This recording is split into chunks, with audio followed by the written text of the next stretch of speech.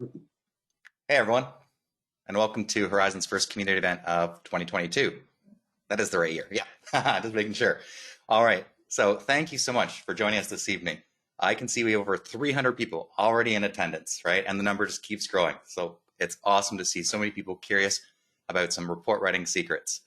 Now, I know you're all eager to hear about them, but before we get into report writing secrets revealed with Mr. Carson here, a little bit of housekeeping is in order. So my name's Brian, I work at Horizon, and I'm here to help on the tech side tonight. So I'll guide Alan through with some things, and I'll be on the background for any technical support that you may need. If after the presentation there's something I can help with, give me a call, send me an email. Always glad to help, talk shop, do whatever I can, all right? And joining me this evening, our guest of honor, none other than Mr. Alan Carson. How are you doing tonight, Alan? I am doing great. Brian, how are you doing? I'm doing fantastic, thank you. Appreciate you asking. Now, before I pass the reins over to you, sir, I am going to explain the control panel on the right side of the screen. Everyone's probably already familiar with it, but let's just make sure that, you know what, everything's in order. So first, there's going to be an orange button at the top of the screen. You can expand or minimize the controls using that, okay? Now, when you have the control panel expanded, you can select your preferred audio method. Everyone's probably listening through their speakers already, but if for whatever reason you have any issues, let us know in the chat. My colleague Chris is here to help out on that. But you also have an option called phone call. You get a toll-free number, dial in, and listen through your phone. When it comes to questions, please submit your questions at any time. You're able to type them, click send. They'll come to the team here, and during the Q&A period, which is at the end of the presentation, we will do our best to answer all of those questions. So please make sure to send them over when you got them. All right, let's get it over to you, Mr. Carson, and the agenda for this evening. All righty, Brian, thank you so much. Thank you for organizing this. Thank you to everybody for joining. I don't know if it's a cold evening where you are, but it's nice and brisk where we are here, so happy to be indoors. Let me just quickly highlight what we're going to talk about tonight is just a brief introduction of the new Horizon Mobile 3, just to let everybody know it's there and where to get it. We're going to talk very briefly about the Horizon setup, and then we're going to spend most of the time writing a report. And Brian and I are going to work together on that, and we're going to have a little fun, and it might be a little bit ad lib, and I think the Q&A will kind of be a continuation of the report writing exercise and discussion, so we'll try and make that part as interactive and as much fun as we can. So yeah, let's go ahead and talk a little bit about Horizon Mobile 3.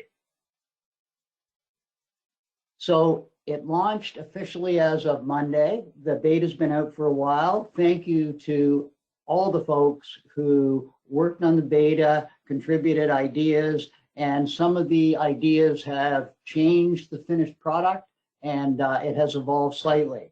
So whether you are just looking to see the details on what we've added in the last little while, or whether you want to see the whole story, we have a link here that you can go and pick up those details. In a nutshell, the purpose and the goal that I think we've achieved very well is to make report writing easier and faster and improve the quality of your reports. And I think as you go through tonight, you're going to see that we have made some significant improvements. In case you're just not sure which version you have, you're looking for version 3.0.24. You can check the main menu on your app to see that. And it may have updated automatically depending on how your device is set. If it didn't update and you had the beta, or if you haven't uploaded it at all yet, you can go to Google Play or the App Store and just type in Horizon Mobile 3 and get it. The price, as always, is right. It's included with your Horizon account. All right, let's move on. Always a good time for a poll at the beginning. Let's find out a little bit about our audience. Brian, have you got some questions for these folks to give us a little bit of information? And it looks like we've got over 400 people that can give you some input. For sure, Alan. Just give me 1 second. I'll launch the poll for everyone, and we can see what they're saying here. So everyone, you should be able to see a poll at this point in time up on screen. It's going to ask you a specific question, but what's your experience with Horizon? It is multiple choice, so you can select as many as you'd like. We'll give a few moments to see what the result is.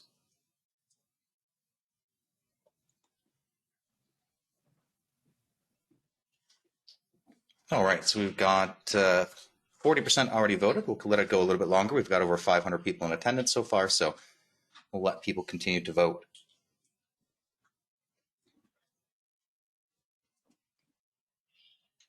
Okay, another moment, and we're good from there. I know the suspense is probably killing you, Alan, as you're not able to see the results yet. No, I hate that you're in control of this. It's just not fair. All right, we have given it a minute. We've got over 9% of the audience has voted. So let's go ahead and close the poll. And let's share the results. So in this case, you can see there the results of the poll. And So part of the answer. That's fascinating. Okay, yeah, good stuff. Go ahead, Brian. No, I was going to say, yeah, so as you can tell from the poll, a good chunk of people here are Horizon users. A lot of them are using a combination of Horizon Mobile 2 and 3, and some just using the web. So hopefully we can get a lot of converts today over to the new product. Okay, so that is super helpful because it kind of guides where we take the discussion a little bit. So we wanted to get that. So, okay, so we've got some folks who are already there, and we've got some folks who are soon to be there, and delighted to have you join. Okay, let's do a little bit of setup talk, and I'm gonna try and keep it short because I want to get to the report writing, which is where the fun lives. So let's get through this. So one-time setup, what do we got?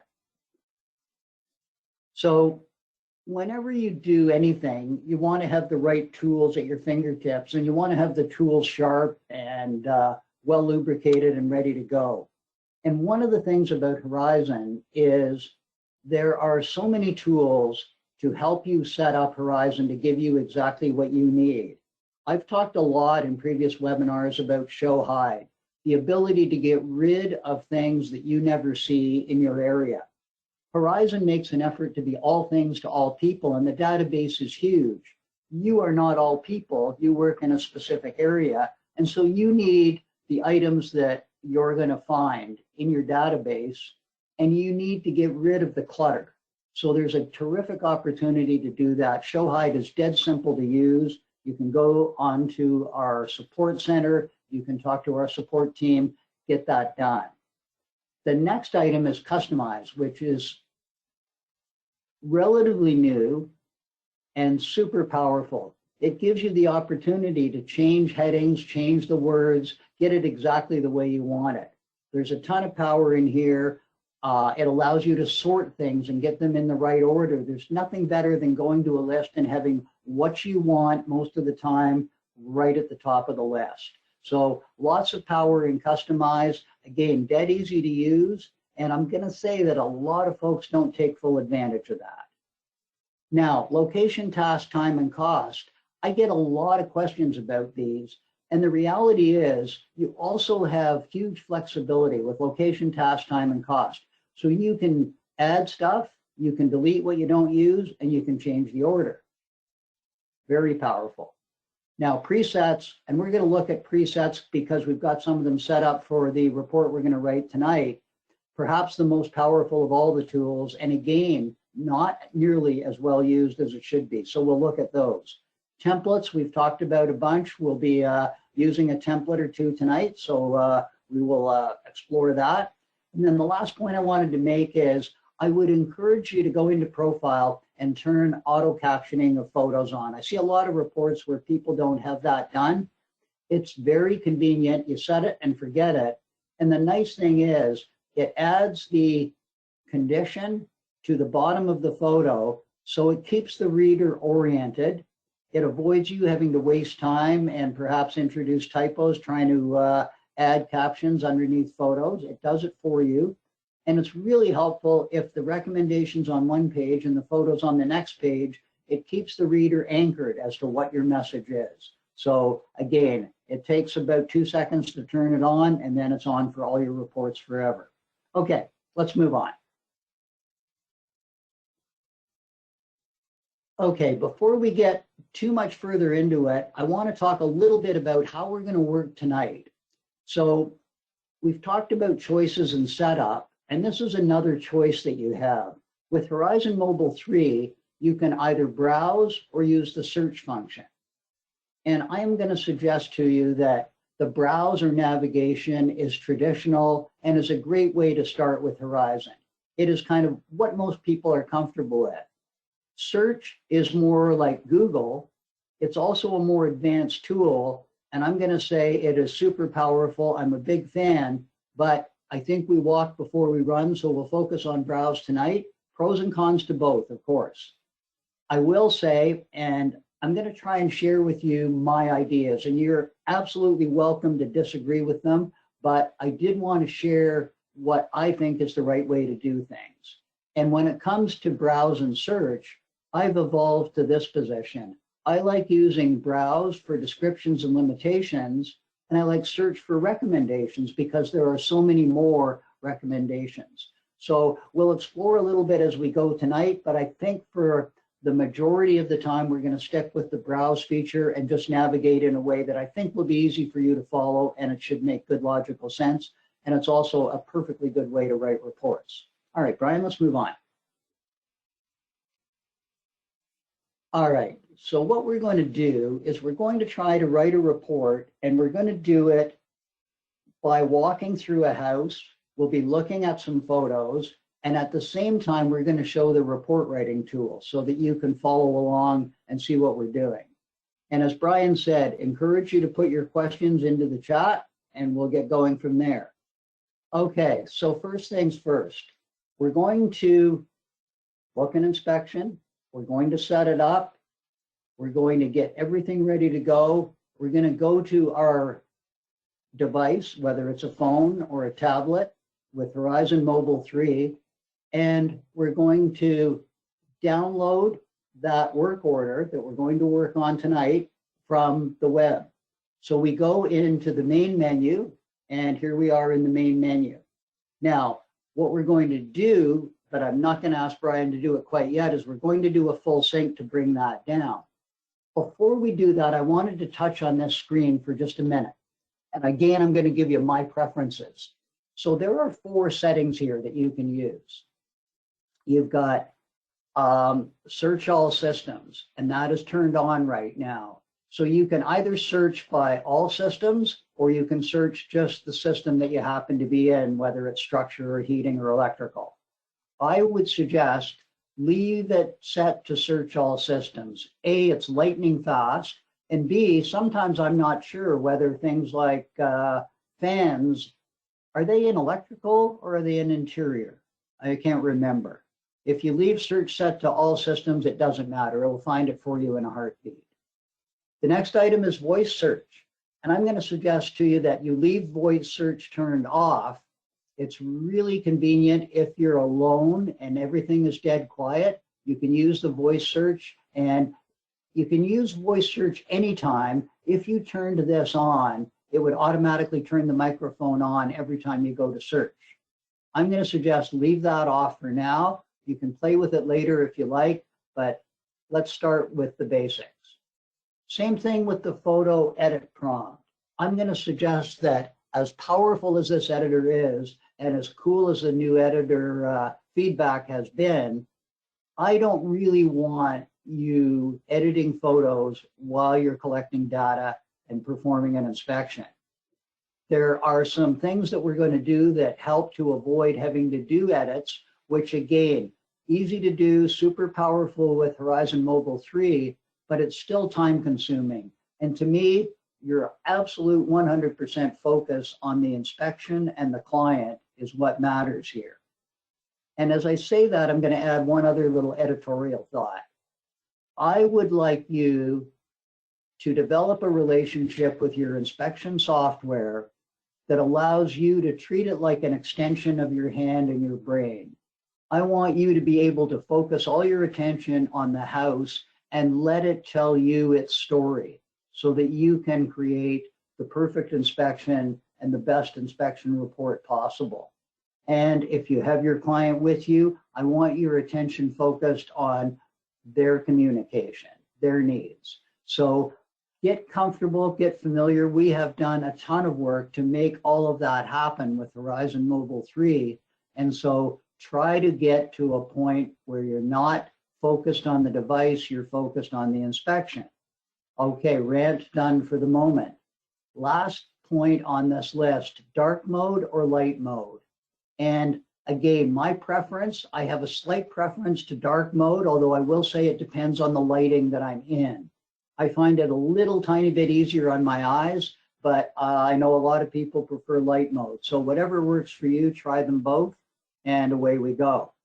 Okay, Brian, let's do a full sync, and that will bring down the work order that we've booked. Okay, so here we are. Now, if you had 4 or 5 jobs on here, they would just line up all underneath, but we've just got one to keep life simple tonight. And it reminds us of the date and time of the inspection. We've got our address here. The map pin on the left would allow us to go in and open a map if we wanted to. Brian's just clicked the pin so you can now see we can show the map.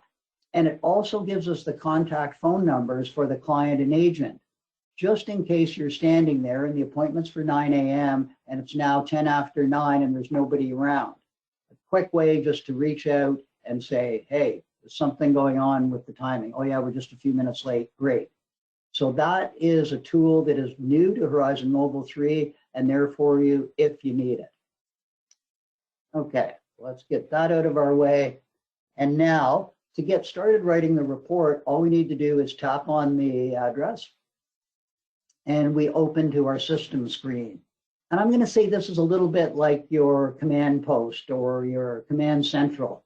This is where kind of everything is driven from and everything starts and finishes at. So one of the things that's new is the navigation tool at the bottom. So we've got a nav bar with 4 items on it. Your systems is here. Now you're already on the systems tab, so we don't need to tap that. The microphone or the little magnifying glass takes you to search. The spare photo and the camera take you to the spare photos feature, and the speed and the pencil take you to Speedwrite. So those are key navigation tools. Now here's a little trick. If you're already on the system screen and you tap that system button, it'll take you back to home. So one of the things, there we go, back to home. So one of the quick tricks is if you need to get back to home quickly, almost any screen you're on, you can just hit that system button twice. The first time it'll take you back to systems, the screen we're on now. The second time will take you home. So that's just a little shortcut if you want to get home quickly. All right, but we're not interested in getting home. We're interested in doing an inspection. So what we're going to do is we're going to say we've synced down, we've arrived on site, we're on time in a professional home inspector kind of way, which means that we're 15 minutes ahead of the scheduled appointment time. So we don't have a client, we don't have an agent yet, we're here outside the house. One little sidebar, I see a pickup truck in the driveway. I'm really hoping that's not the home inspector's pickup truck. One of my rules is never park in the driveway. There is nothing worse than being in the middle of an inspection and having a very irate homeowner say, hey, I can't get into or out of my garage. So we, as a general rule, avoid parking in the driveway at all costs. So we're here, we're parked out on the street, and one of the reasons to arrive 15 minutes early is so that you can get comfortable with the neighborhood, the topography, which way is the general slope of the land, what's around, and you can get an overview of the house. So what we're going to do here is, this is a perfect time to take a title page photo. We don't have a client or an agent yet, and we've got a good perspective of the house from here. So what we're going to do is open Mobile 3, and we're going to tap on the 3 little buttons up in the top right corner to open our report menu. So we open the menu, and the first thing we see, strangely enough, is title page photo.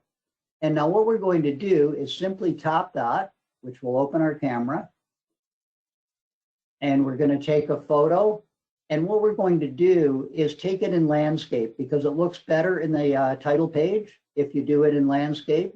And the emulator doesn't like going into landscape mode. So ignore the emulator for the moment. You're just going to turn your phone sideways and take the landscape view. As a general rule, in most photos throughout your report writing exercise, we default to landscape almost all the time. There are some exceptions, which we'll come across in the report today, but generally speaking, Horizon does a beautiful job of presenting two landscape photos side by side in your report. It looks great, very professional, and super easy to do. So we take the photo, we use the photo, and now what's happened there is the photo went through Horizon Mobile and went straight up to the web. So our title page photo is now defined and set, and it's in the report as the title page photo. So we are done. That we can check that box and we are happy with it. Now you might ask, what if I change my mind? What if I find a better title page photo?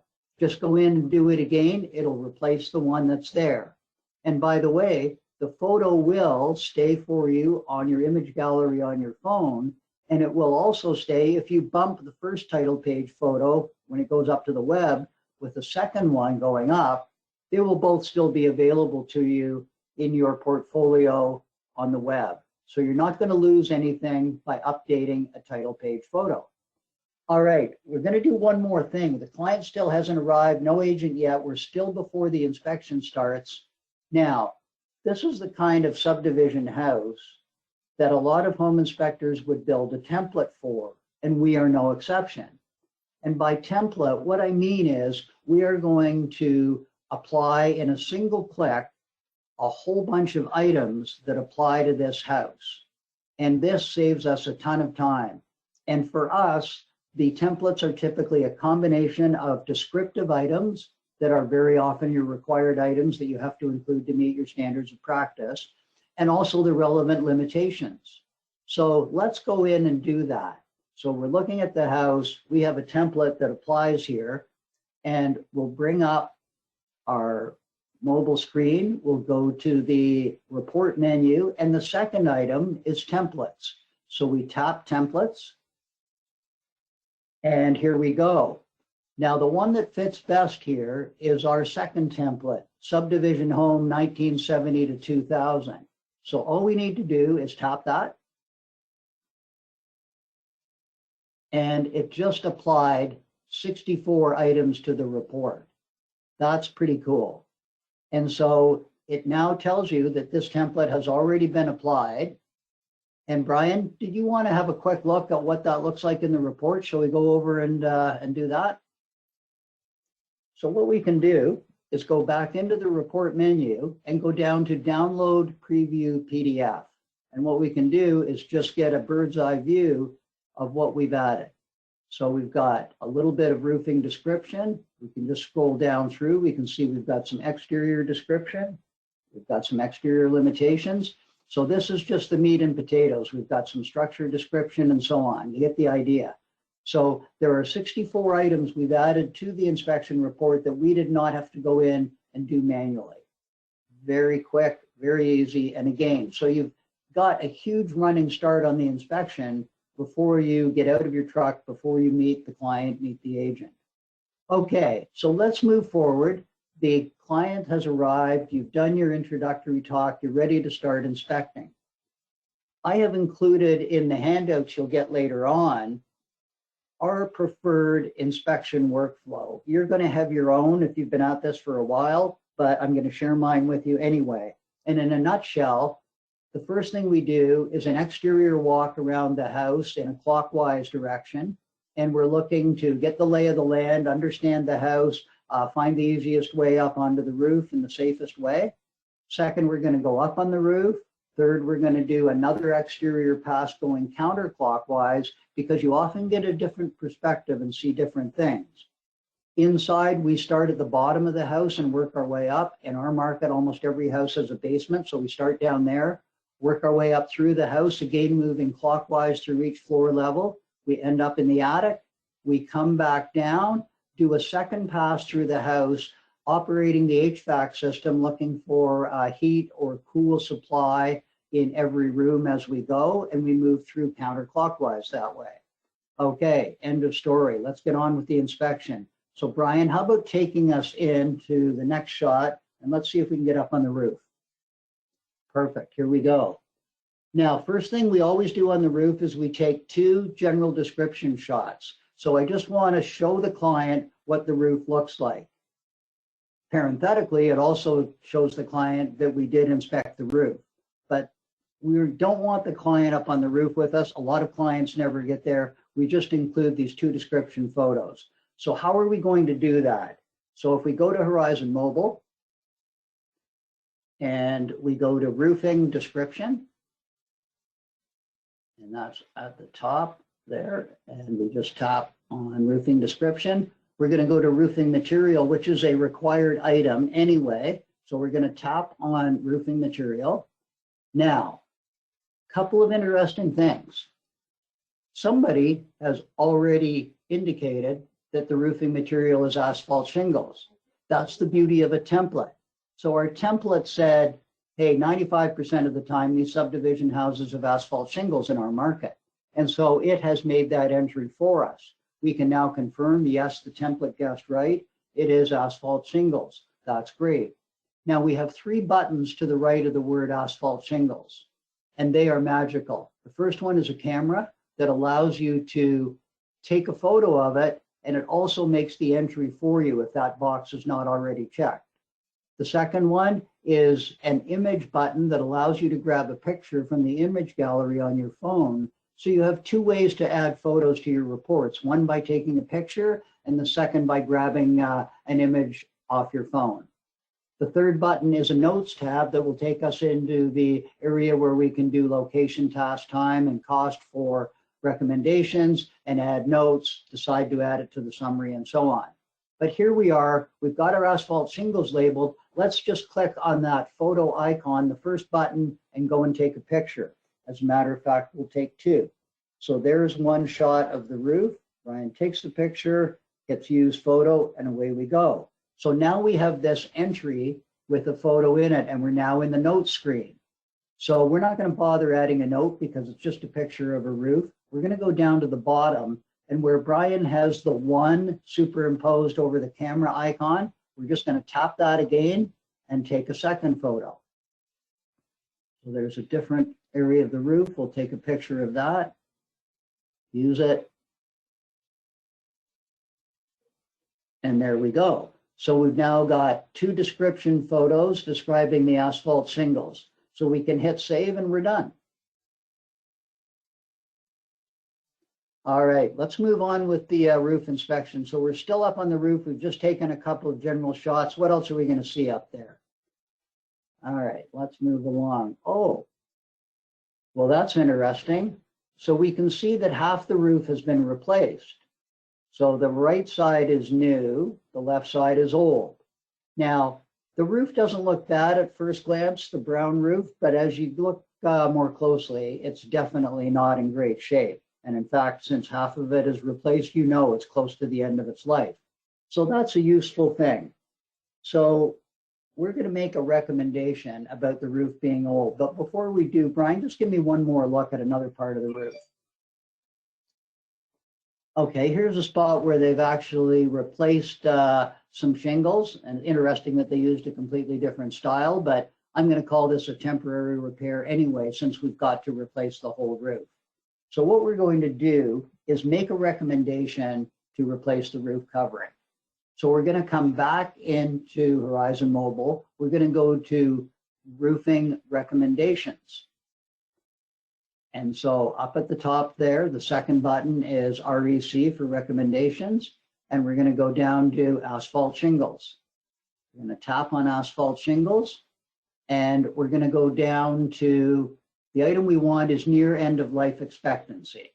Okay. By the way, you can set up your database, as I talked about at the beginning. If you prefer to say old, worn out, the roof is shot, end of service life, whatever it is you say, you have the flexibility to do it. We're going with near end of service life now, or near end of life expectancy. Now, this green box has not been checked because our template would never predict the condition of the roof.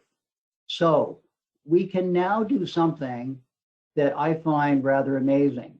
When we click this photo icon button to take the pictures of the worn out roof, it actually does two things at the same time. It records the item in the report. It shows that roof defect, goes near end of life expectancy. That gets dropped into the report in the right spot, and we take our photo, and the photo is applied in the report exactly where it belongs. So we'll take that one, we'll add it in, and then we'll do the same thing again. We'll go down where that one is, we'll tap that one again and add a second photo.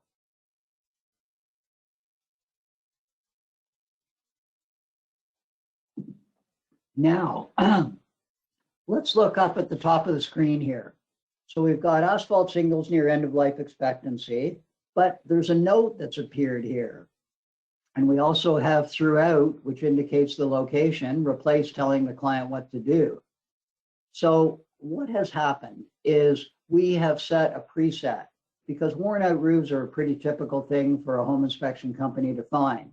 So we have gone in and we have added a note one time and the location, because when you replace the roof, it's usually the whole roof, and replace is what you do. Also down at the bottom where the green button is, we automatically add that to the summary.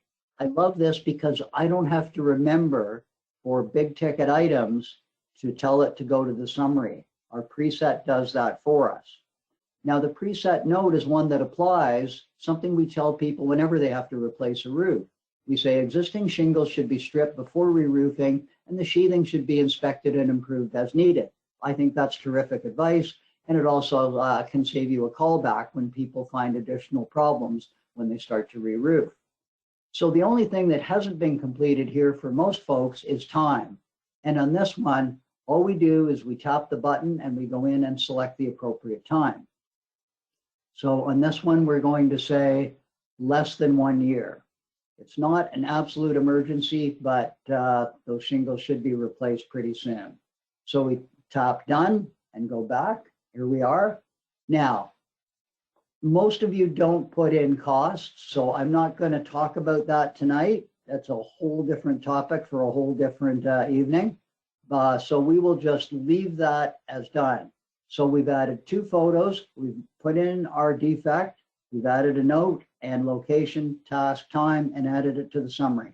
And Brian did it in about 1/10 of the time I spent talking about it. So let's hit save and move on. Okay, what else have we got in this house to be looking at? Oh, that's interesting. We had indicated that the roof needed to be replaced, and part of it had, but when we were up on the roof, we noticed these very strange low spots in the roof. And can you see them going down on the diagonal, going out either way from near the top of the hip? I don't know exactly what's going on here, but something's not quite right. When we get into this situation, I love to use a tool called Spare Photos, and it's one of those items at the bottom nav bar. So I'm not sure what we're going to find when we look inside, but we are going to make sure we check in the attic and see what's going on from below. So we've got an issue. We don't know what it is. Brian, can you turn on Spare Photos and capture this so we can keep this in our back pocket for the moment? So Spare Photo is down at the bottom there in that nav bar, and you just tap the button. Doesn't matter what system you're in. You take the photo,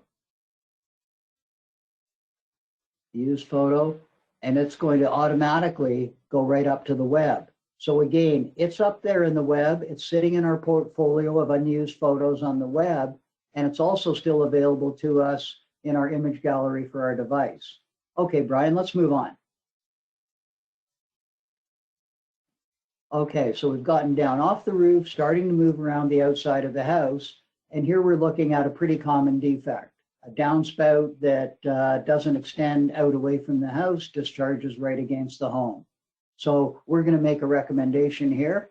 Brian, if we can go to exterior recommendations and go to downspouts. And I'm going to scroll down and I'm going to say discharge too close to building. So again, it's not selected. By clicking on the camera icon, we add the item to the report and open the camera to capture the image. There we go. And use the photo. and we're done. So one photo is good enough here.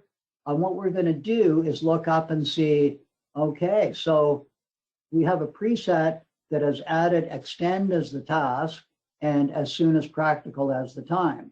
So that all makes sense, and that's what you would always tell people about downspouts. The preset didn't put in the location because you don't know where it's going to be. Now this one happens to be on the right front part of the house. So we open location and go front right, and it appears up at the top of the screen, the entries that you make. So it says right front at the top. We hit done, and we're finished. This item does not need to go to the summary. It's a minor repair. Hit save, and we move on. So you get a bit of a sense of the speed and the rhythm. Okay, let's carry on. See what else we've got on the as we move around the outside of the house. Okay, here's a shot of the back of the house, and we have a Carson Dunlop protocol. We take some photos that we don't put in the report just for our own reference and to protect our butts if anything comes back later. And in that list we take one photo of each of the exterior 4 walls. So this is just that photo. We're going to use our spare photo tool because it's not going to go in the report. This is just for our use. So we hit the spare photo button, take the shot, and we can move on. So this gives you your background stuff. It doesn't clutter up your report. It doesn't take any time. It automatically goes up to the web. Okay, let's move on. Okay, so we've got that shot. Now, as we move around, we've got an air conditioning refrigerant line. That suction line is supposed to be insulated, and the insulation is mostly worn off or ripped off. So we're going to make a recommendation. So Brian, let's go in systems. We're going to go to cooling, recommendations, and we're going to go down to refrigerant lines. There we go. And what we're going to do is find somewhere in here, insulation missing, right about the midpoint. And again, we're just going to tap the camera icon, capture a photo, use it, takes us to the note screen. No presets here. This is not a very common recommendation. So what we're going to do is we're going to provide our location, and this one is at the rear left of the house. We go rear left, away you go, and perfect. And our task is going to be to replace the missing insulation. So replace, we hit done, and our time is going to be as soon as practical, kind of thing that is going to impact the effectiveness of the air conditioning system. There we go. Does it need to go to the summary? No, it's again minor repair. So we're done. So we can hit save and move on. Okay, what else we got? It's like a little video game. Okay, so here we've got a sliding door and a rear deck, but there's no step up or no threshold from the deck. You go pretty much straight into the house floor. We would really like to see a minimum 6-inch step up to help keep moisture out. So we're going to capture this and make a recommendation. So Brian, let's go into exterior recommendations, and we'll go down to doors.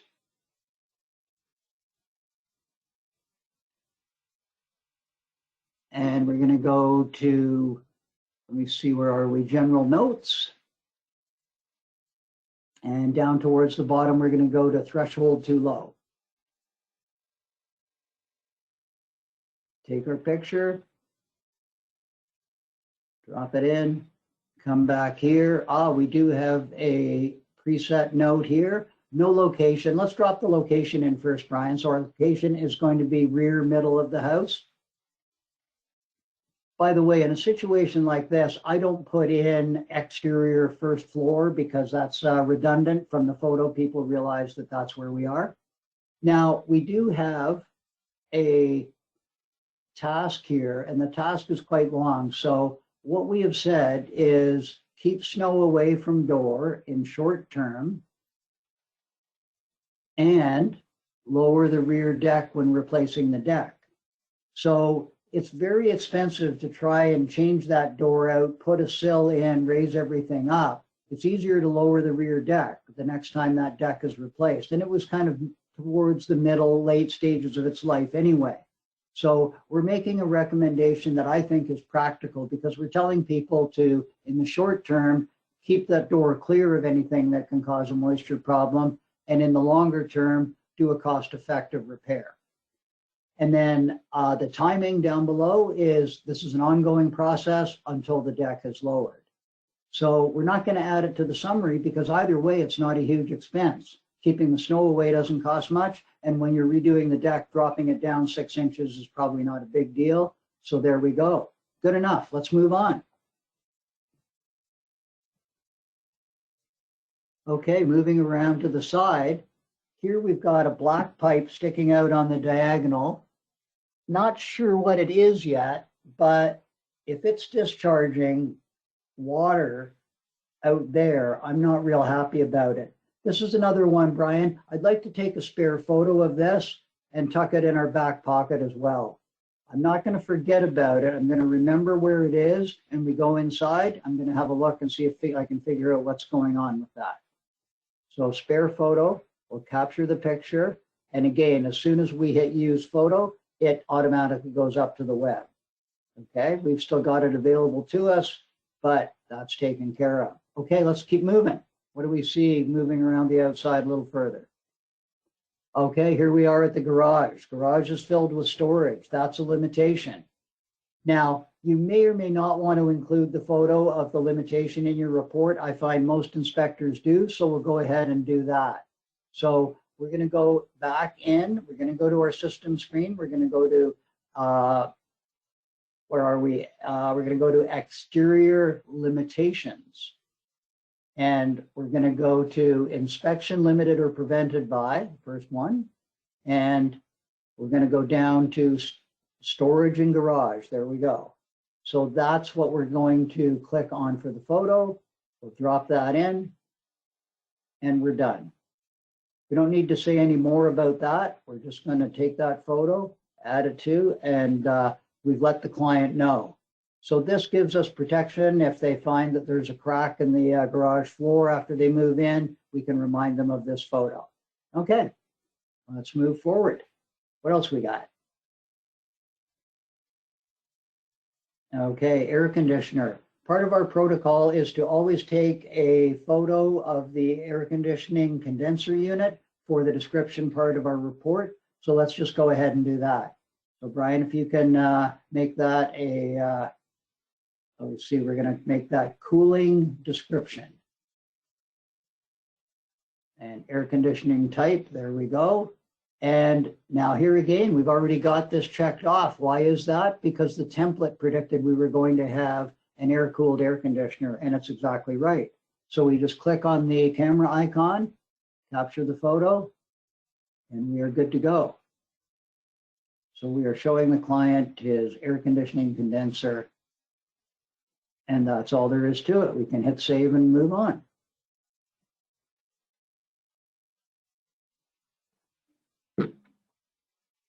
Now, the next photo is going to be a close-up of that air conditioner. So here's the data plate. We take photos of data plates for a couple of reasons.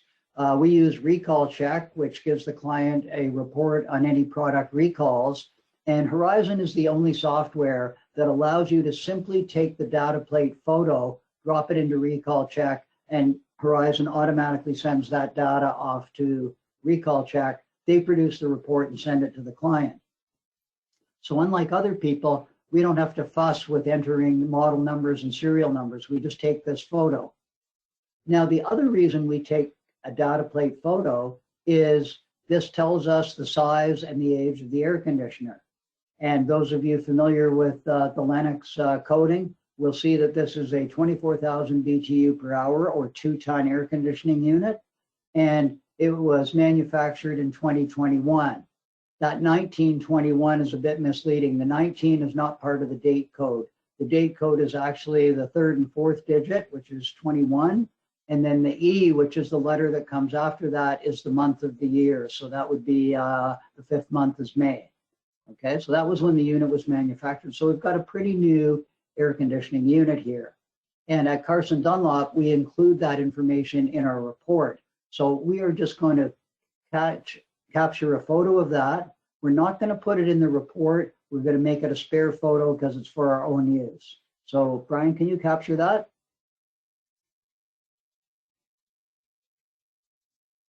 Okay, there we go.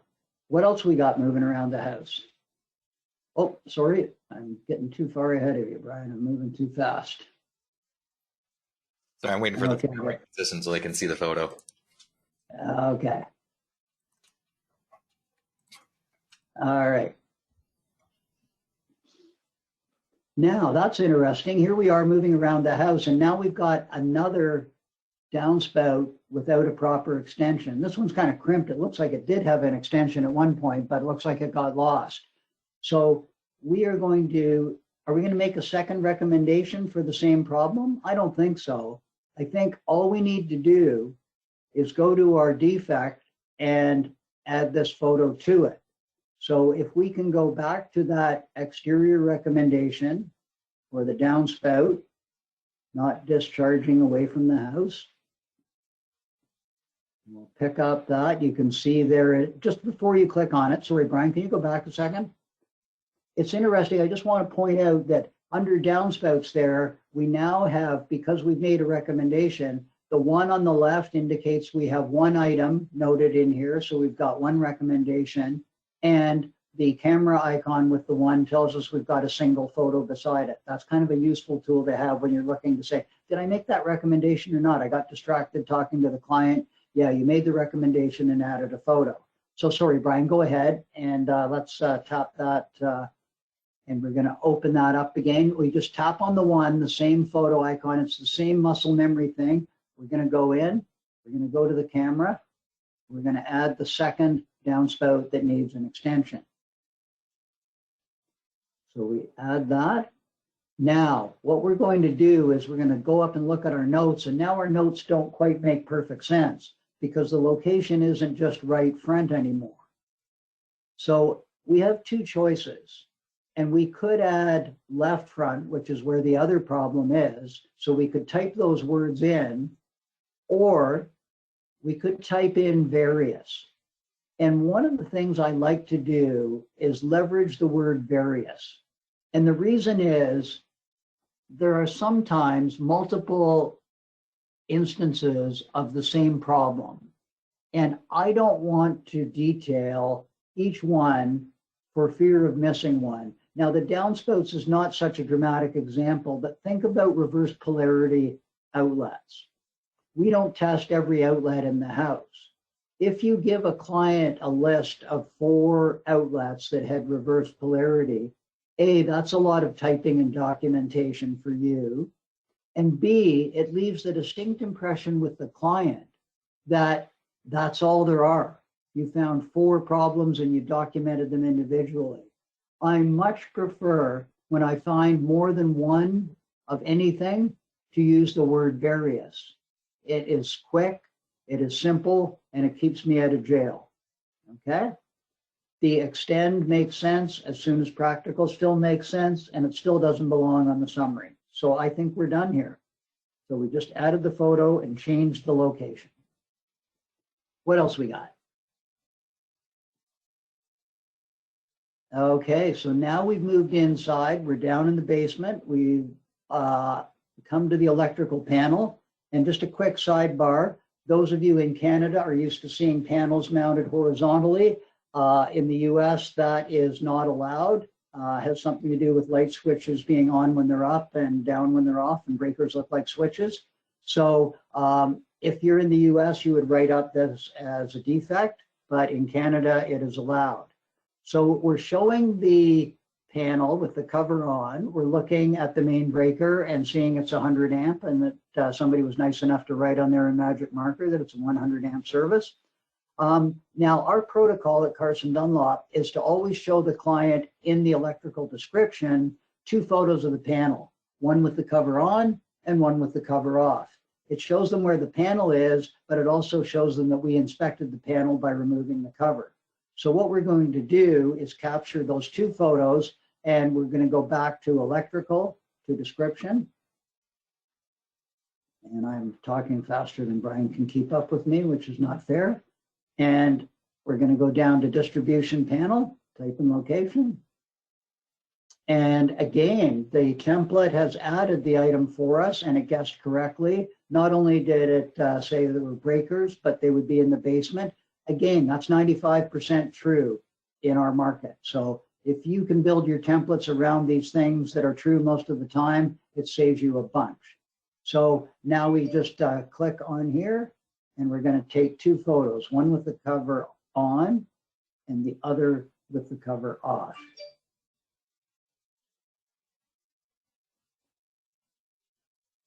Okay, and this is just the description section. So we've added the photos. We're under the right heading. It's added to the report. The photos are in the right place in the report. We're done. Let's move on. Okay, what else we got to look at in this house? Okay, whoa, wait a minute. When we look a little closer at this panel, I see some double taps here. So double lugging, double tapping is a condition we're going to report. So Brian, let's go to electrical recommendations.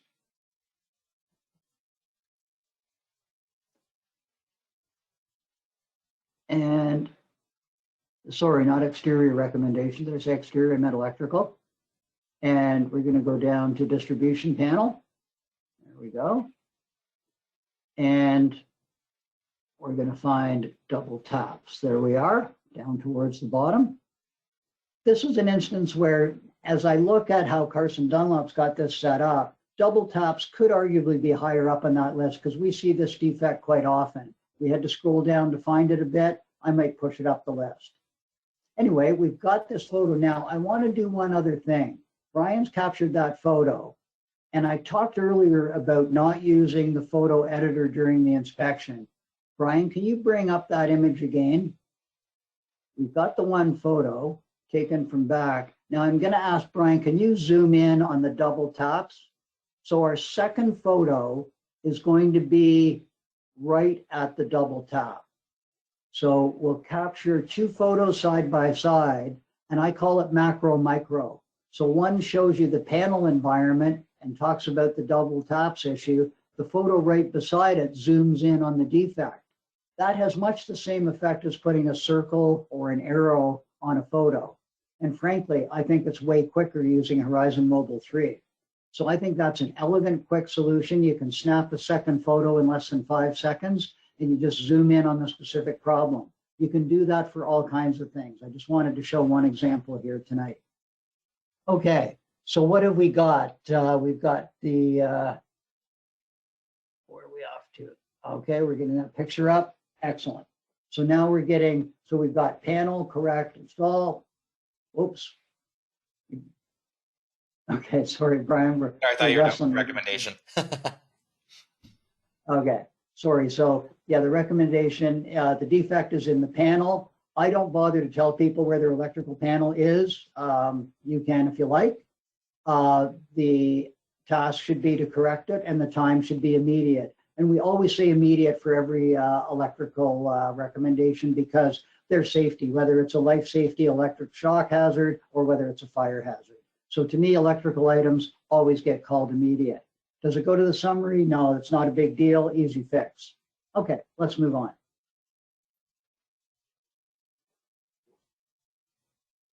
Okay, now we're coming to the furnace. So we do the same thing with the furnace as we do with the panel. In the description part of the report, we give our clients two photos, one of the furnace with the cover on and one with the cover off. So let's go ahead and do that, Brian.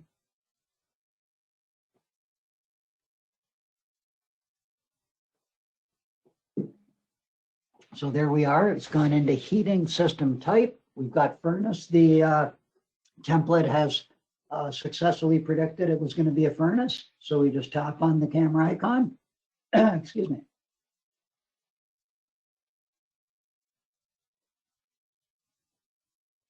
And there we take the first picture with the cover on. There it is in the report. We tap the one again and go back and grab a second picture.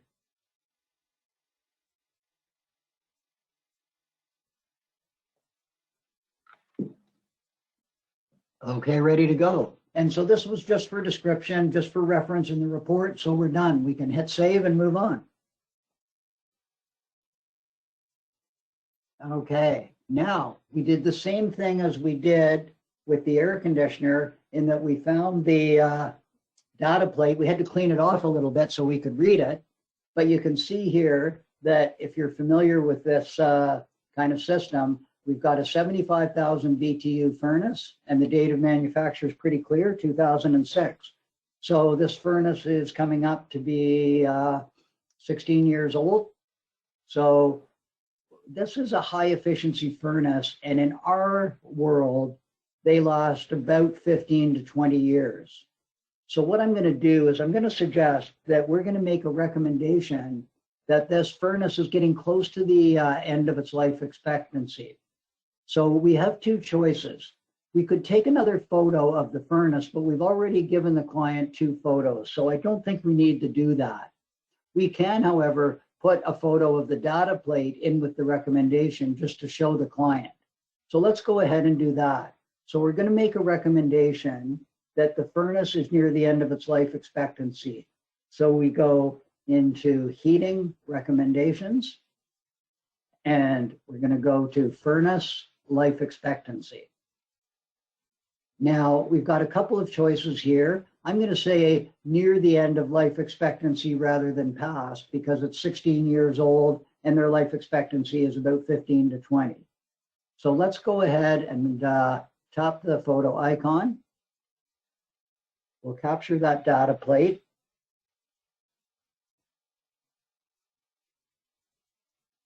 There we go. And now again, we've got a preset that's done some work for us. So it's given us a note. Let's see what the note says. While some furnaces perform well past their life expectancy, be ready to replace it at any time. Continue to use and service the furnace until it fails. So we're telling the client, don't replace it now, but don't be surprised if it fails very soon. I think that's the right message to send.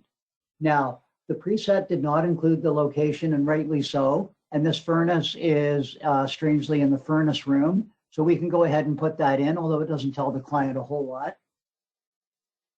Friendly, yeah, let's go ahead and just put in the location as being the furnace room. Sometimes you might say the utility room, or sometimes it's in the open. You could say it's in the rear of the basement or whatever, or sometimes it's in a first floor closet, or sometimes it's in the attic. The task is going to be to replace the furnace, and the time is going to be when necessary.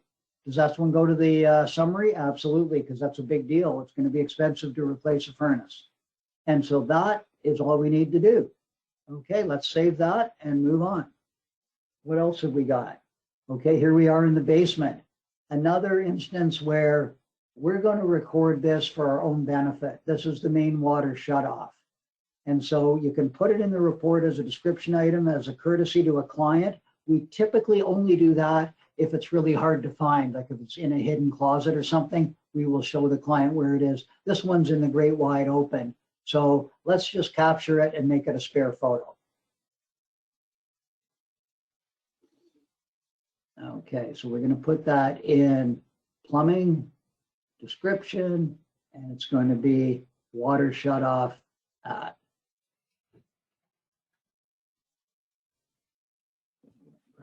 So here we go. We're going to go plumbing, description, main water shutoff at the front of the basement. Again, the template has dropped that in because that's almost always true. And away we go. So we've got that captured and put it in the report. I was saying we didn't. We put it in the report anyway, 50-50. I'm good with that. All right, let's go on. Okay, try and pick up the story here. What else have we got next, Brian? A floor drain. This is a Carson Dunlop thing. I'm a bit of a fanatic about always remembering to check for a floor drain. And I think in home inspection, the hardest thing to inspect is something that is missing or isn't there, because there's no clue to make you think about it. So we have set up a protocol at Carson Dunlop where we always take a spare photo of the floor drain. And it is something that has become a routine for us. And it's just a way to help us remember to check to make sure there is a floor drain there. No floor drain and a relatively small plumbing leak can lead to a pretty expensive repair problem. So we're going to make this a spare photo. Brian, can we just capture that and put it up to spare photos?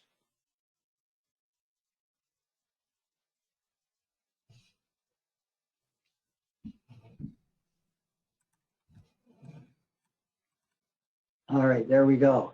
Moving on, here we come to a water heater. This water heater is well and truly tucked into a little cubby here. It's an electric water heater. We're going to include a photo of the water heater in the description part of the report, like we've done with the plumbing and with the furnace and the air conditioner. So let's take the water heater and we'll put that in plumbing description. And come down to water heater type. There we go. And this is going to be a conventional water heater, and it's going to be a tank type. So we'll take that photo. Okay, and that's all we're going to say about it for now. When we come back and go through the rest of the report, we're going to fill in the capacity of it and the fact that it's electric. But we're good for the photo. We've got this description item in here now. Let's move on and have a look at the data plate. Okay, a little bit hard to get a photo of this data plate because it's so wedged in, but we got the photo, and you can see down in the bottom right corner of the photo that the year of manufacture is 2004. So this is a 17-year-old water heater. In our area, we say about 10 to 15 years life expectancy for electric water heaters. So I'm going to say this one is past its normal life expectancy. Now, I couldn't get the whole data plate photo in there. So can we skip to the next photo, Brian, and just look at that? The other part of the data plate, and this shows us the capacity in terms of gallons. So down in the bottom right corner there, it says 60.0. So that tells us it's a 60-gallon water heater. So I'm going to do the same thing. We had an old furnace. We've got an old water heater. Let's do the same thing. We're going to make a recommendation to replace this water heater when we need to. So we're going to go back to plumbing recommendations, and we're going to go down to water heater. And there we go. And we're going to go life expectancy. And this one, we are going to say past life expectancy because we are beyond the normal timeline. So let's tap our photo icon, and we're going to capture the data plates. Okay. Actually, we can just capture that one because it shows the date. The other one they won't care about. So I think that's good.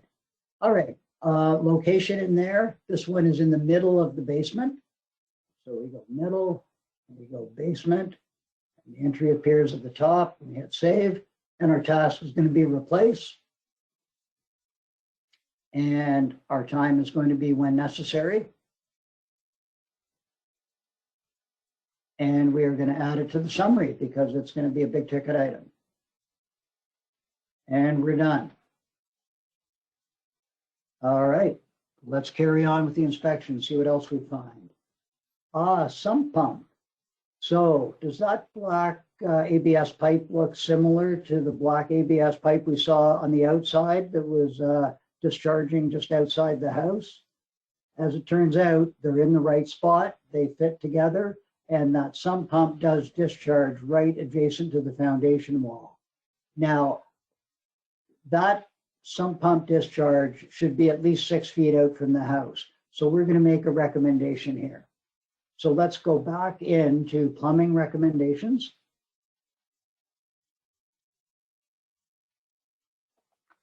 And we're going to scroll down to sump pump.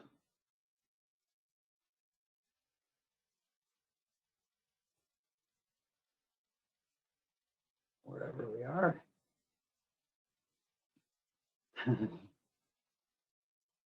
There we go. Okay. It's probably too early to talk about search, is it, Brian? I'll leave that alone for the moment. Okay. So we've got a sump pump that is we've got a discharge pipe issue. Can you scroll down a bit, Brian? We got some room there. There we go. We've got discharge pipe problems. So let's tap the photo icon. Pardon me, are we doing the discharge pipe problems or the 6 feet? You can do either one. Let's go, you're right, 6 feet is a better one, both work. Discharge is less than 6 feet from the home. Good point. Okay, and so we're going to capture this photo. And before we go up and look at the notes, remember we had that other photo that we took from the outside and we kept it in our back pocket. What we should do is add that photo into this defect so people can see the sump pump in the basement and they can see the discharge pipe outside. So what we're going to do is we're going to click on the icon to the right of the number 1 at the bottom. And that is our image gallery icon. There we go. And Brian now goes into the image gallery, and these are the photos we've been taking as we've gone. And there, it's up near the top in the middle, is the photo we're looking for.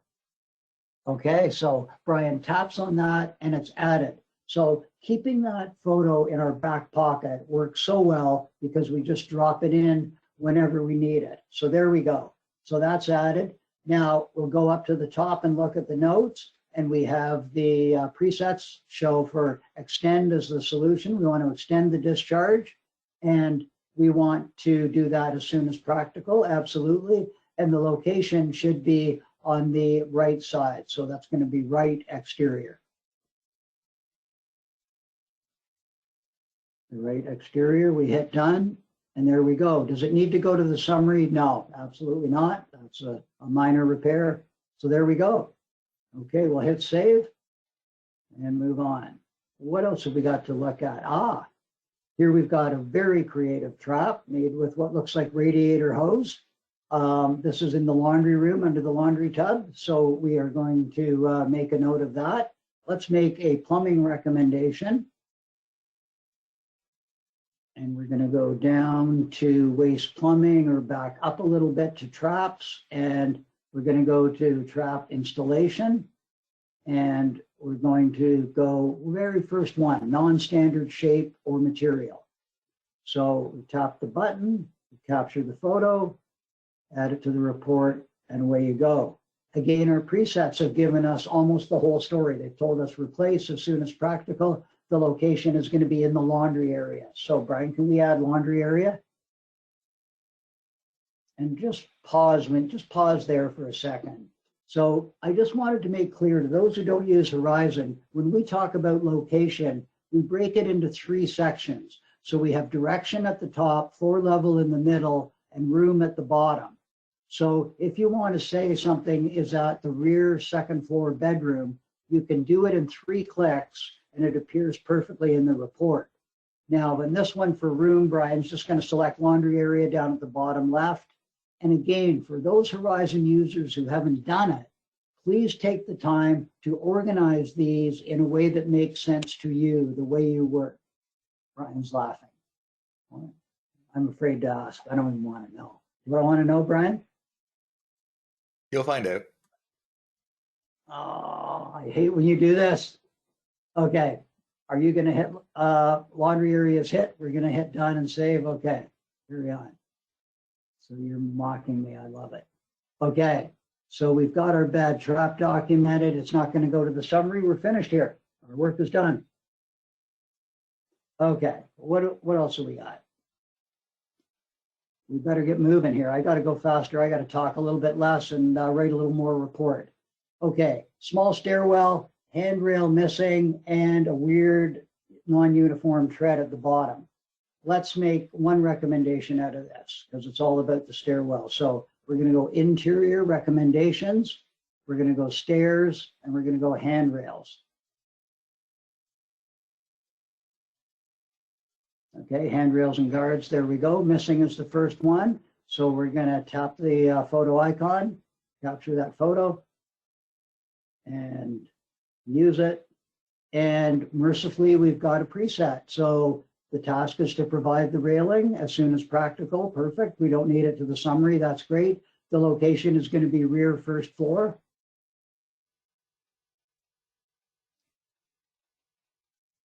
And away we go. Now, the other thing we're going to do here is that first tread was about twice the width of the other treads. So we could take the photo again and make a second recommendation, but I'm going to do it a different way. Let's go back to the recommendation that we were just working on, and let's add a note at the top and say tread width is also not uniform. Okay, love the autocorrect there. And so now we have to change our task a little bit. So it's going to be provide railing. That part is fine, but we're also going to say and correct tread width issue.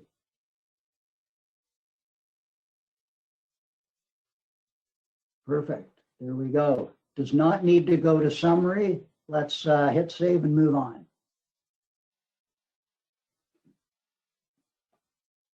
Okay, what's next? Another Carson Dunlopism. This is something we do below all plumbing fixtures, and we take a photo of the piping under the fixture while the water is running. We're convincing ourselves that we don't have an active leak. So this is just a spare photo that we're going to grab. And Brian, if you can grab that for me, spare photo.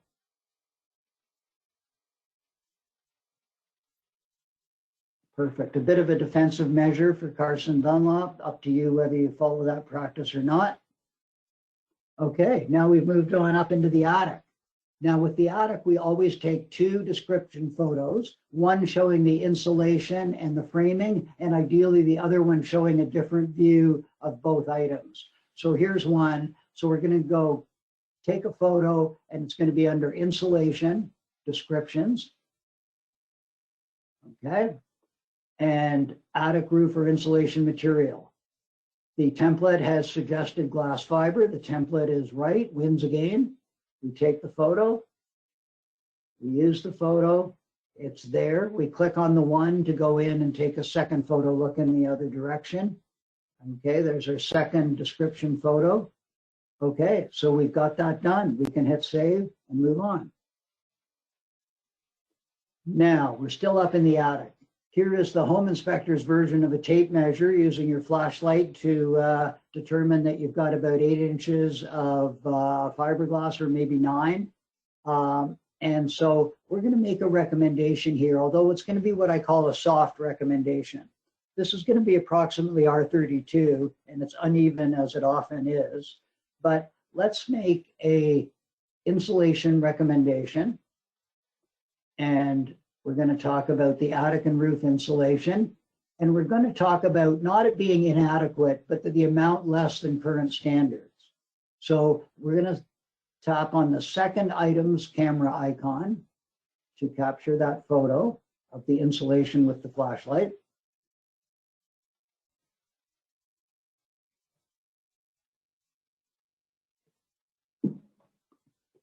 And so we've got a preset done for us. So it's in the attic, of course. The recommendation is to improve, and the time frame is discretionary. So that's what I meant by a soft recommendation. We're not telling the client this is a pressing issue. We're not going to add it to the summary, but I'm also going to add a note that tells the client that current building standards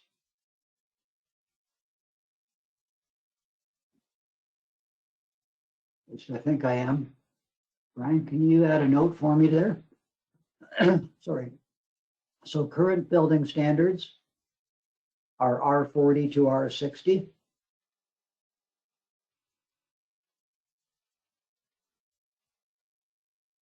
Period. We have R32.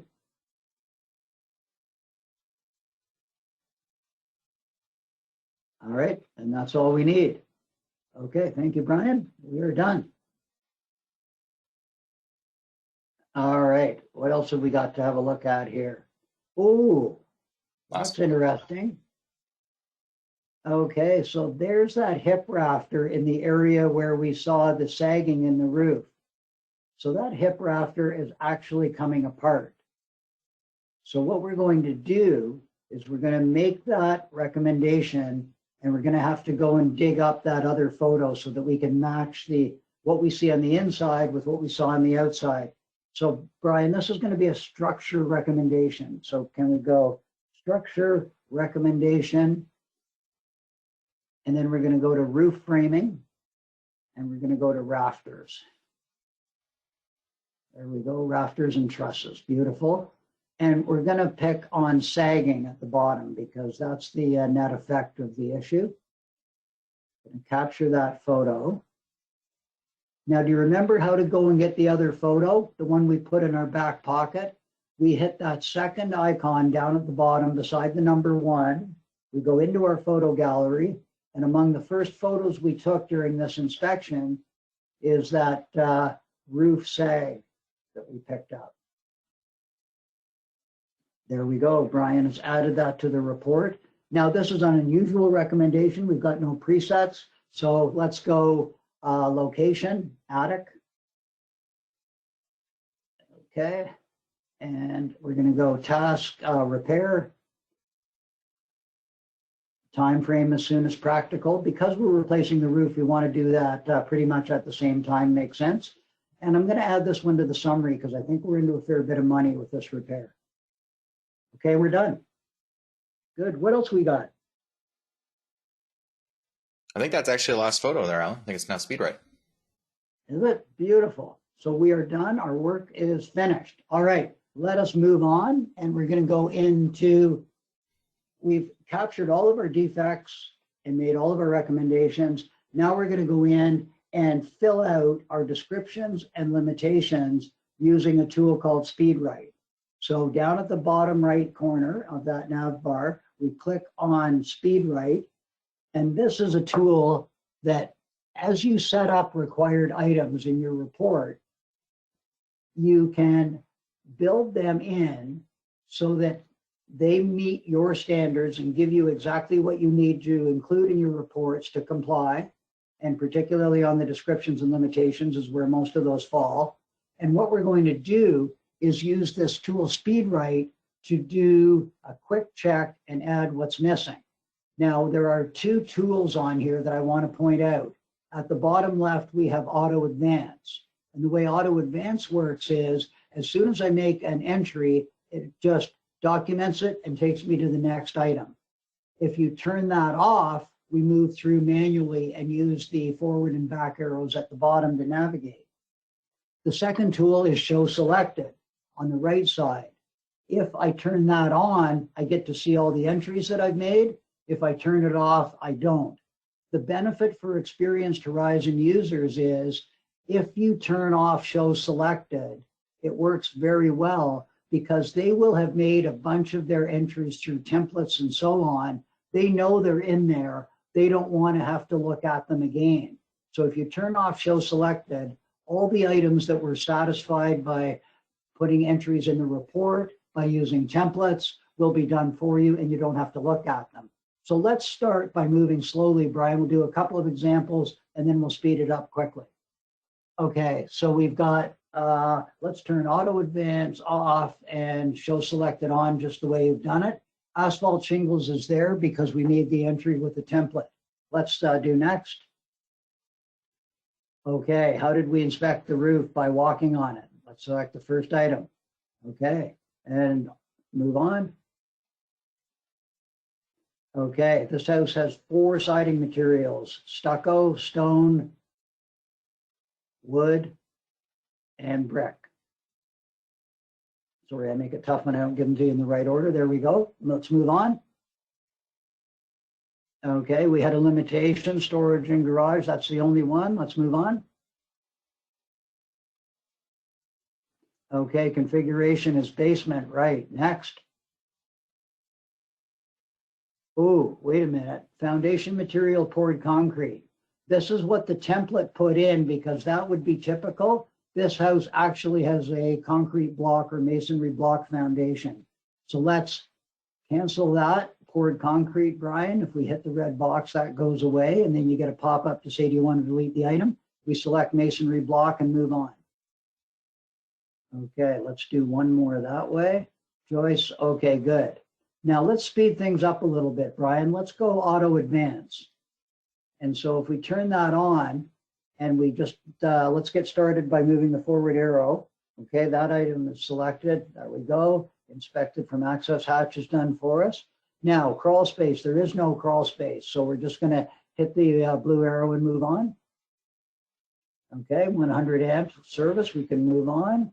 Now, let's speed up a little more by turning off show selected. So you can see that every time we come to an item that has been entered, it shows it to us. Now that we've turned this off, we won't see those anymore, and it will show us the items that we need to make an entry on. So let's go, Brian. Okay, breakers in the basement, auxiliary panel, no auxiliary panel, move on. Okay, smoke alarms present, yes. Okay, CO alarms, yes, move on, present. Okay, electrical limitations, no, move on. Okay, heating approximate capacity, 75,000 BTUs, we said. There we go, the furnace is high efficiency. So you can see we're not navigating, it's taking us there. The furnace is 16 years old.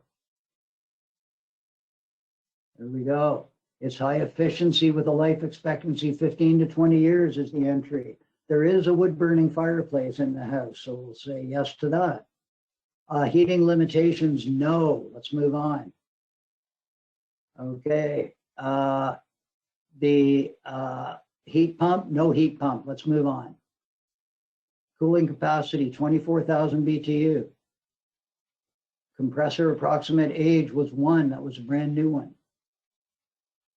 Okay.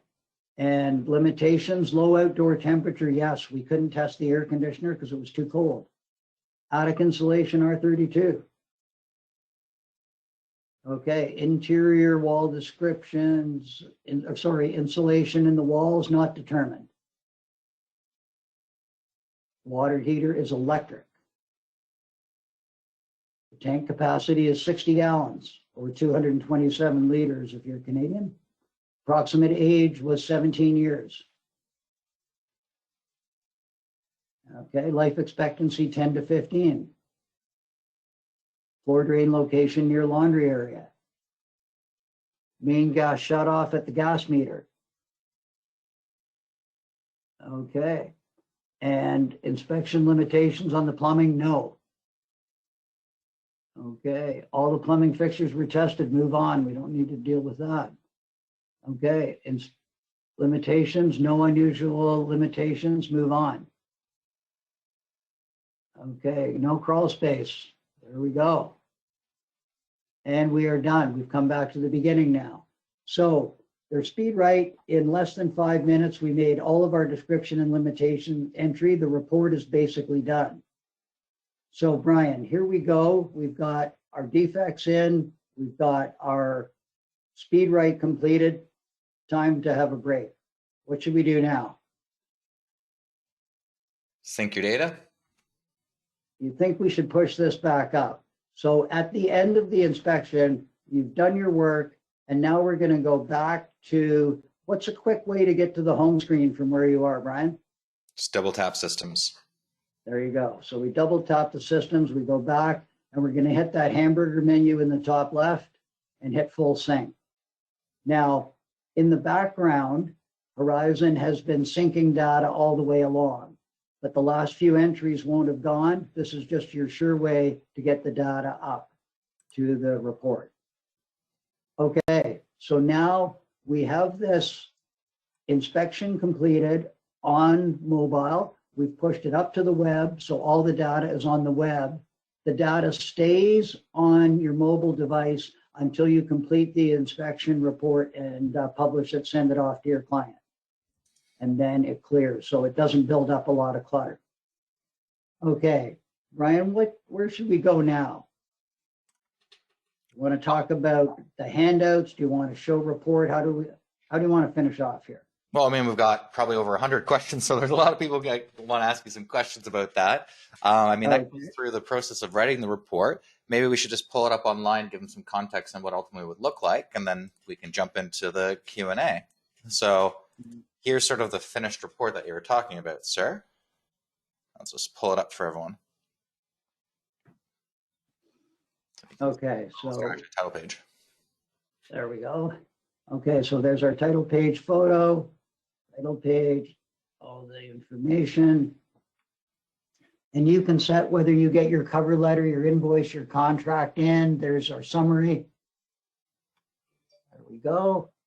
And there's our roofing description photos, roofing defects, and all laid out nice and organized. Our illustrations drop in automatically for us. These are 2 downspout extensions that we're missing. Low threshold on the door. Storage in the garage. Nice, simple visual story. That sag illustration doesn't work, Brian. That's a sag in a ridge line. Can you show us how to get rid of illustrations we don't want? Sure, 1 second here. I'm throwing a bit of a curve at, oh, Brian's right on top of it. So if we go to the report publishing page, maybe I should let Brian talk through how to do this. Well, I want to. No. Okay. So go edit illustrations. And what you get here is a picture with all the illustrations in. So that one I don't want, that the structure one. So we just uncheck the include button. Let's scroll down, see if there's other ones that we want to eliminate. I don't want that green one. Okay. Current recommendations. Let's turn that one off. And let's scroll down. Oh, that bad trap was not an S trap. I don't want that green plumbing one with the trap. That's off. Okay. Anything else? Handrails is good. No, that's fine. Okay, save and back. We're done. So very quickly, in less than 60 seconds, you can go in and tidy up any illustrations you don't want. In the setup conversation that we had at the beginning, you can turn on and off whichever illustrations you want attached to any recommendations you make, including new items that you add to the database. You can add the illustrations of your choice. So there we go. Thank you, Brian. Sorry, a little sidebar there. And I know you're anxious to get to questions, so I should probably shut up pretty soon. Fair enough. Well, everyone, first, thank you so much for your participation tonight and sticking with us for the last 90 minutes. We are going to be having a Q&A period that's going to last for approximately 15 minutes to half an hour. We're going to try to go through as many questions as we can. If you're not able to stay for the Q&A period, the replay will be available on our YouTube channel this Friday. We're going to send out an email on Friday as well with our newsletter, so you can check that out at your leisure if you'd like. But starting with questions. First one is with regard to the template that you used tonight, sir. So first, a lot of individuals were commenting that they don't have that template. Can you clarify exactly why they may not have that template, and perhaps maybe how we could share it with people? Absolutely. Happy to share it. And they're very easy to share, and they're very easy to build yourself. So we will make a commitment. And I had said at the outset, we should probably do a webinar on templates, and we should probably share out a bunch of templates.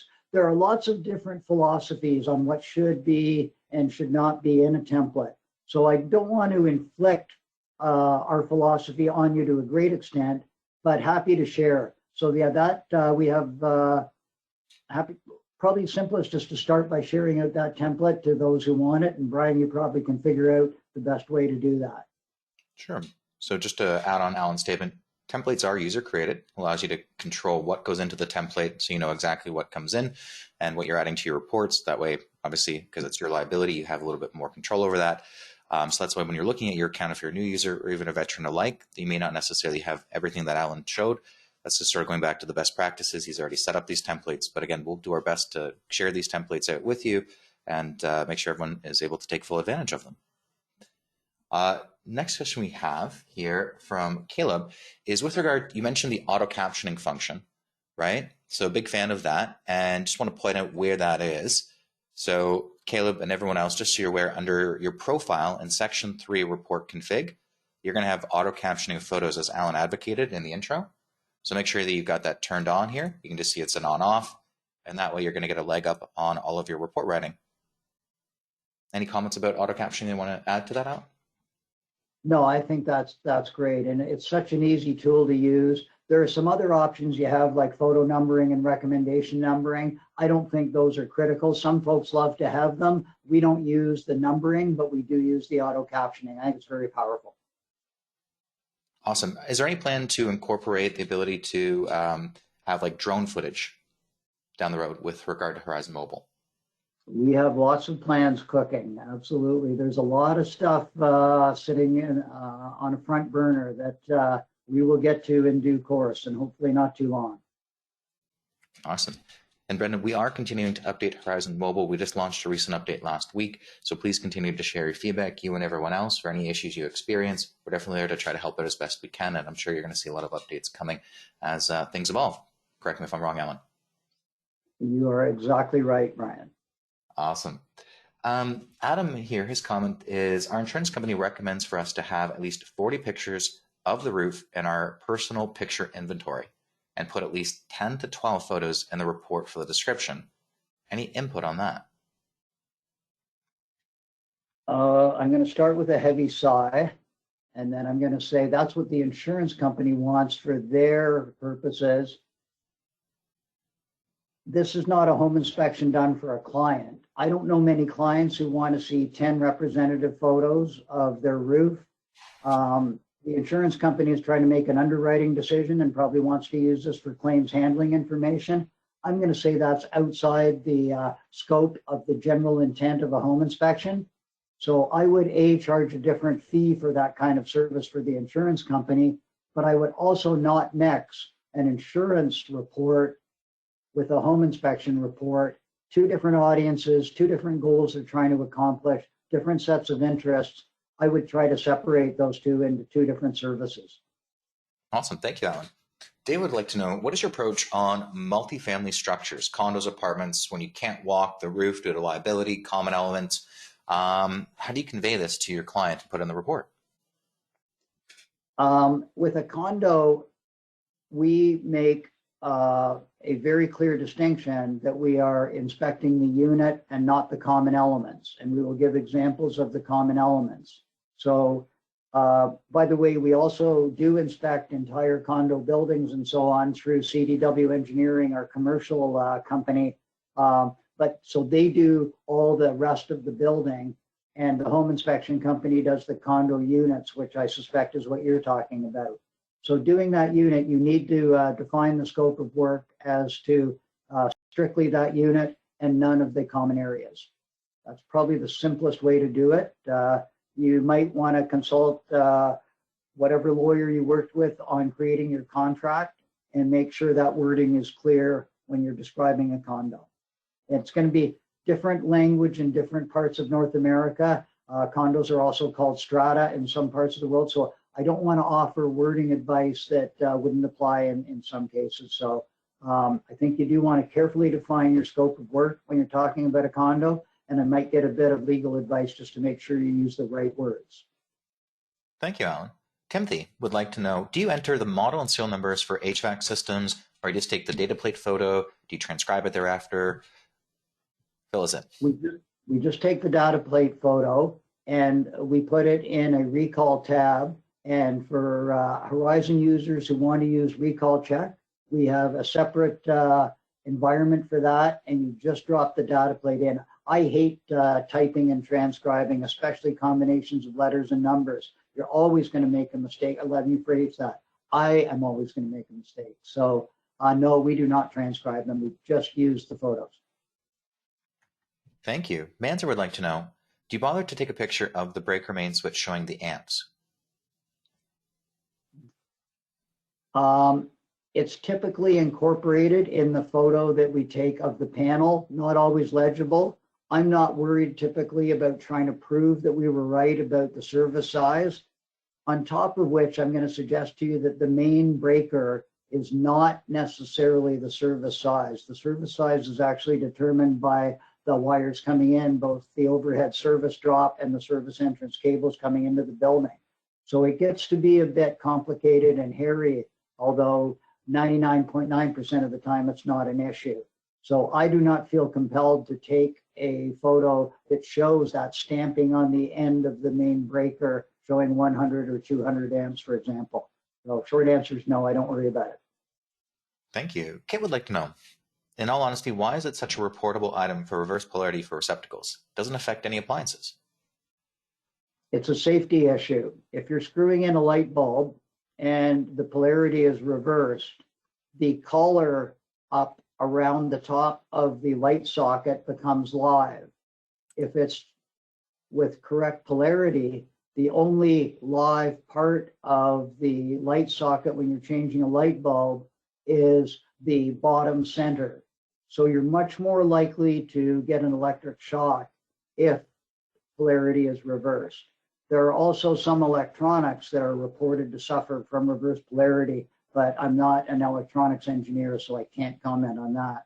But the simple story is it's a safety related item to help prevent getting a shock. Thank you. Wayne is curious, and can you maybe just reinforce this and pull the app up again, Alan? How do you take a photo from your device, your gallery, and add it to an item in the report? Can you just go over the steps again really quickly for us? You bet. So we can, what's the best way to show it? To go into an item, Brian, perhaps? Yeah, so let's just go open up any which one. All right, here we are. Yeah. Okay, so now this again is so powerful, and I apologize, I was guilty of glossing over it because as I always do, I put so much content into these things. I knew I was going to have trouble getting through it on time, and I know Brian was leaning heavily on my shoulders to keep me moving through it. So I do get distracted and excited. So there I am again. So here's how you do it. If you want to grab a photo from your device, from your gallery, you simply tap the second tab. The first one takes you to your camera. The second takes you to your photo gallery. So it's hard to see what Brian's tapping there. So again, let's go back and just look at. Oh, use the highlighter here. Yeah, there we go. So that's the one you want. So the first one takes you to your camera. The third one takes you to the notes. But if you just want to add something from your photo gallery on your camera, you tap that and you can go in and select it off. It takes like literally 2 seconds. It takes longer to find the darn thing on your photo gallery than it does to make the entry. So awesome. Super quick, super easy. Good question. And I'm sorry I glossed over that. No, great. Thank you, guys. And Nick, yes, we are tapping on use photo every time just to approve the photo. So we have the opportunity to retake or approve. So we're having to make that judgment call every time, my friend. All right, let me see here. So Sammy, great question here. Sammy's question is, once you apply a template and it has obviously the pre-selected items, right? There's that double-edged sword, and you sort of alluded to it when we got to the poured concrete, right? So what's your best strategy for ensuring if you do use templates that you're able to catch and proof those things? Well, Speedwrite helps, but it's not 100%. I'm going to suggest the 3 Ps. So the 3 Ps are, when you're finished in the field and you push the report back up to the web, the 3 Ps are proofread, polish, and publish. So I think a report's not done till you have gone through it. And Brian brought it up very quickly. And so, by the way, I love to do this when I'm doing proofing, polishing, and publishing. I take that PDF that Brian referred to, I put it on the left side of my monitor. I put the input screen that you're looking at now on the right side of my monitor. I go split screen. I review the report. And if I see anything that needs to change, like, oh, I don't want that illustration in there, I can very quickly go to edit illustration and remove it. Or if I see that it's talked about the roof framing is rafters when it was really trusses, I can make that change on the fly as I go. So it's very quick to proofread if you either have 2 screens or a screen split and you're looking at proofreading the report and in the input screen up at the same time, and you can toggle back and forth. And proofreading is not a very onerous task, but it's a great question. And I would say that a majority of home inspectors do not do a great job of proofreading the reports based on the number that I read. To piggyback off Alan's statement, this is also why you built in the ability to proof all of your items through Speedwrite, is it not? So you can have that ability to double check, and it only takes you a couple more taps to go through and validate those items. That's absolutely true. And that was my first comment. Speedwrite is the big help. The only catch to remember is if you have templates that include items that are not required items, they will not appear in Speedwrite.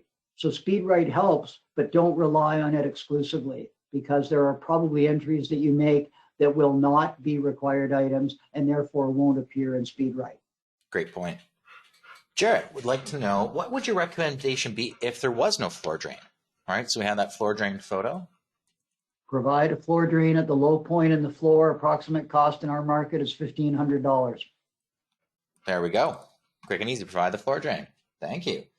And with regard to, there's a few questions here. So we've been talking about taking spare photos. You have them as a contingency on the mobile app as we demonstrated. But what's the other benefit of that? And when it comes to the web version, where are they sort of held, as we're looking at now? And can you repurpose them from here? Like, what can you do once you're back online? Great question. There are two environments where you get to see the photos on the web. So now we're on the web input screen for the non-Horizon users. This is what the web interface looks like. And we have this photo gallery tool that Brian is highlighting. You can turn it on or off. And when it's turned on, it appears at the top of every report writing screen. Brian, can you just flip through a few systems to show people that we go from roofing to exterior to structure, and we go from descriptions and observations and so on. So you see, no matter what system you go to, those photos appear at the top, and you can show 4, 6, 8, or 10 photos at a time. Some inspectors use that to drive their report writing. So they'll take the first photo and they'll tap on it, which puts a green bar around it. They'll make their recommendation, which attaches that photo to the recommendation automatically and removes it from the list. So they'll use it as a step-by-step photo-guided report writing process. So that's one way to get the photos into your reports. The second way is to go to the notes screen. So Brian, there we go. So when we make an entry, you can go to the notes screen, and the photos also appear here. And there's a lot of photos in here. So you scroll down, you see thumbnails. When Brian mouses over them, they enlarge. And the question was, can you work with these? So if I go into a specific recommendation, this one is past life expectancy and plumbing observations, so probably in the water heater. I can add or remove photos just by clicking the select and not select. And you see when Brian, he unselected that. Now, if he selects it again, see how the auto captioning appeared, the past life expectancy? That's what's going to appear in the report. You can edit that here if you want to. If you just want to change that to old or worn out, you can change the caption. But the auto captioning is turned on. This is how you add photos or remove photos from specific report items. And you can also choose a different photo for your title page by simply clicking on the word title page below each photo. I'll stop there. Awesome. Thank you, Alan. William, great to see you here. Great to see everyone here. But William's question is, and this is actually probably right up your alley, Alan. Search. Can you use it? No, we don't need really to talk that simple to say what you're looking for and find it? So William's question is, can you really just zone in that, hone down that easily with search? So we had that rafter sag problem, right? What if you just typed in rafter sag? There you go. So you typically get a few items. If you don't get very few items, then you can type a few more words. But let's try double taps. And I'm going to be really lazy. Just type DOUB, taps. Okay, so this search is pretty clever. So it'll pick up partial words. What if you put them in the wrong order? What if you put taps double? Same thing. It doesn't care about the order. It doesn't care about whole words. Try, we had that refrigerant line that was missing insulation. What if you just typed refrig insol? There you go. It's like magic. What about, we had some bad trap material. We had that rad hose. What if you just put trap material or trap matter even? M-A-T-E-R. It'll shorten the list down for you. Keep First one. a few more. Oh, yeah, it is the first one. But you see how you got 9 matches? So it's what you're looking for. But again, if you want to just type a couple more letters on and just watch the number of matches drop as you go to, there you go. So if you, I don't like scrolling through 9 items and reading all, so I'll just type a few more letters. We had that sump pump discharge line we didn't like. Just try sump, D-I-S-C. You can also dictate if you'd prefer, right? Yeah, you can. Okay, you get the idea. For garage store, we had that garage storage was all congested. That was a limitation. Just put GAR storage or STOR. Magic. Search is magic. So Brian and I would get ahead of Brian and he would be searching for something just as we were doing the presentation, and I get distracted and I talk and I don't pay attention to what Brian's doing and I make his life miserable, which is actually a bit of fun. But when you're searching through, it can sometimes take you a couple of passes to find the right thing. Like you can get lost in a long list. Like plumbing has a long list of defects and heating has a long list of defects. And so if you get good at search, which I mentioned at the outset is a bit of an advanced tool, you can really accomplish a lot. Like the downspout that was discharging too close to the building, down too close works beautifully. Like there's a million examples and you will get very good at this. By the way, there's a magic thing built into the back of Horizon we haven't talked about that really helps with search, and that is keywords. So if the word is spelled slightly differently, mold is a good example. Some people spell mold M-O-L-D, some spell it M-O-U-L-D. We also have words that are like each other but are the same. So broken and damaged. Often you can type in the wrong word, but it'll take you to the right place in Horizon. Lintel and header. People use 2 different words for the same structural element, girder and beam. So Horizon has in the background a bunch of synonyms to the words that are in our database. So if you use a word that means the same thing but is different, search will often take you to the right spot anyway. It is semi-magical. Sorry, Brian, we're trying to get through a lot of questions and I keep giving long answers. I'll shut up. No, everyone loves them. John would like to know, with regard to the mobile app, is there a way to see photos that you've selected within an item? In this case, the 2 photos that we have here. And what would you say the quickest way to do that? Maybe the 3rd button at the bottom? Sorry, you were talking so quickly, I missed the question, Brian. Do you want to answer it or do you want me to? Go ahead. When you've taken more than 1 photo or even just 1 photo and you'd like to be able to review them inside the item, like we're at now, what button would you press? Yep. If you go down to the bottom, we have 3 gray buttons. I want to push the one on the far right, just beside the red trash can.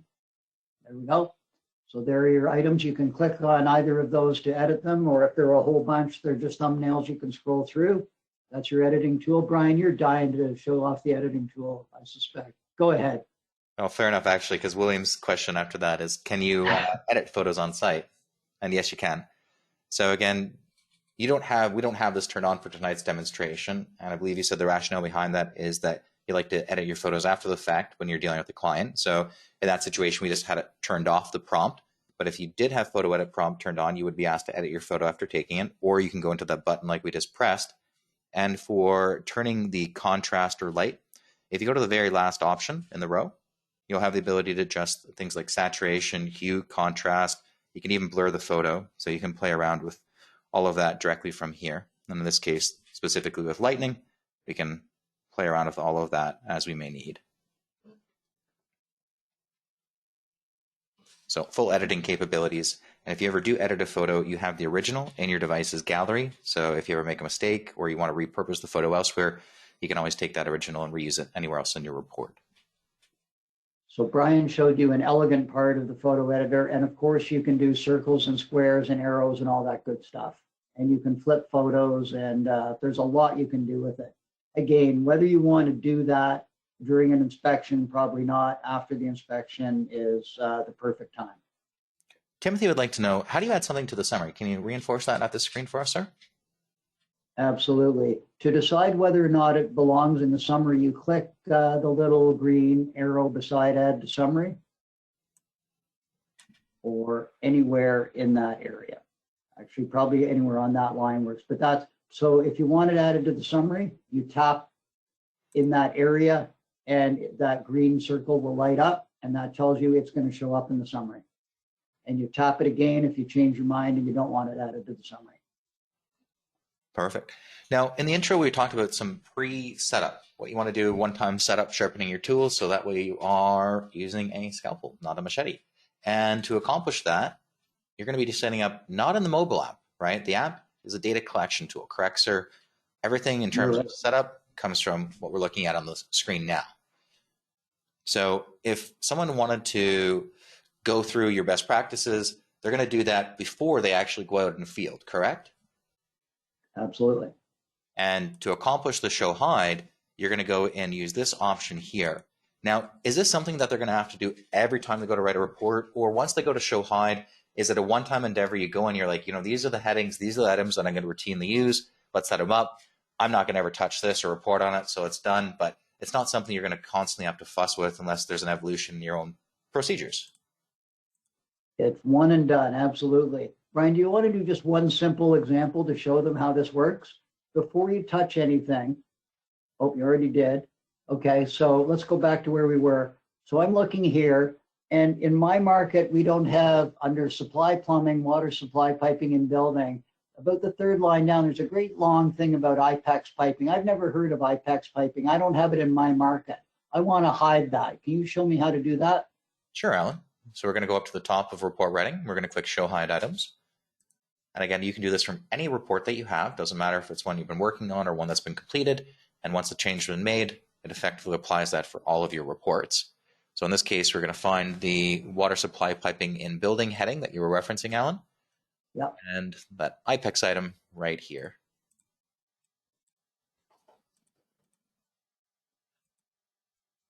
So all you do, Brian showed you at the high, all you do is tap the item that you don't want and it grays out and you're done. Back to report writing. So you can scroll through all of this and you can go through your database. It takes about 45 minutes to go through. And it, as Brian said, you do it once and you're done forever. And it gets rid of all the junk. You just look through and say, I don't ever see that. I've never heard of that. That doesn't matter here. Like we have a lot of stuff. If you're from the Southwest, you probably don't have boilers. You should get rid of all the boiler stuff. If you're from the Northeast, you don't have evaporative coolers. You should get rid of all the evaporative cooler stuff. You get the idea? If you're on the West Coast, you don't have a lot of brick and masonry construction.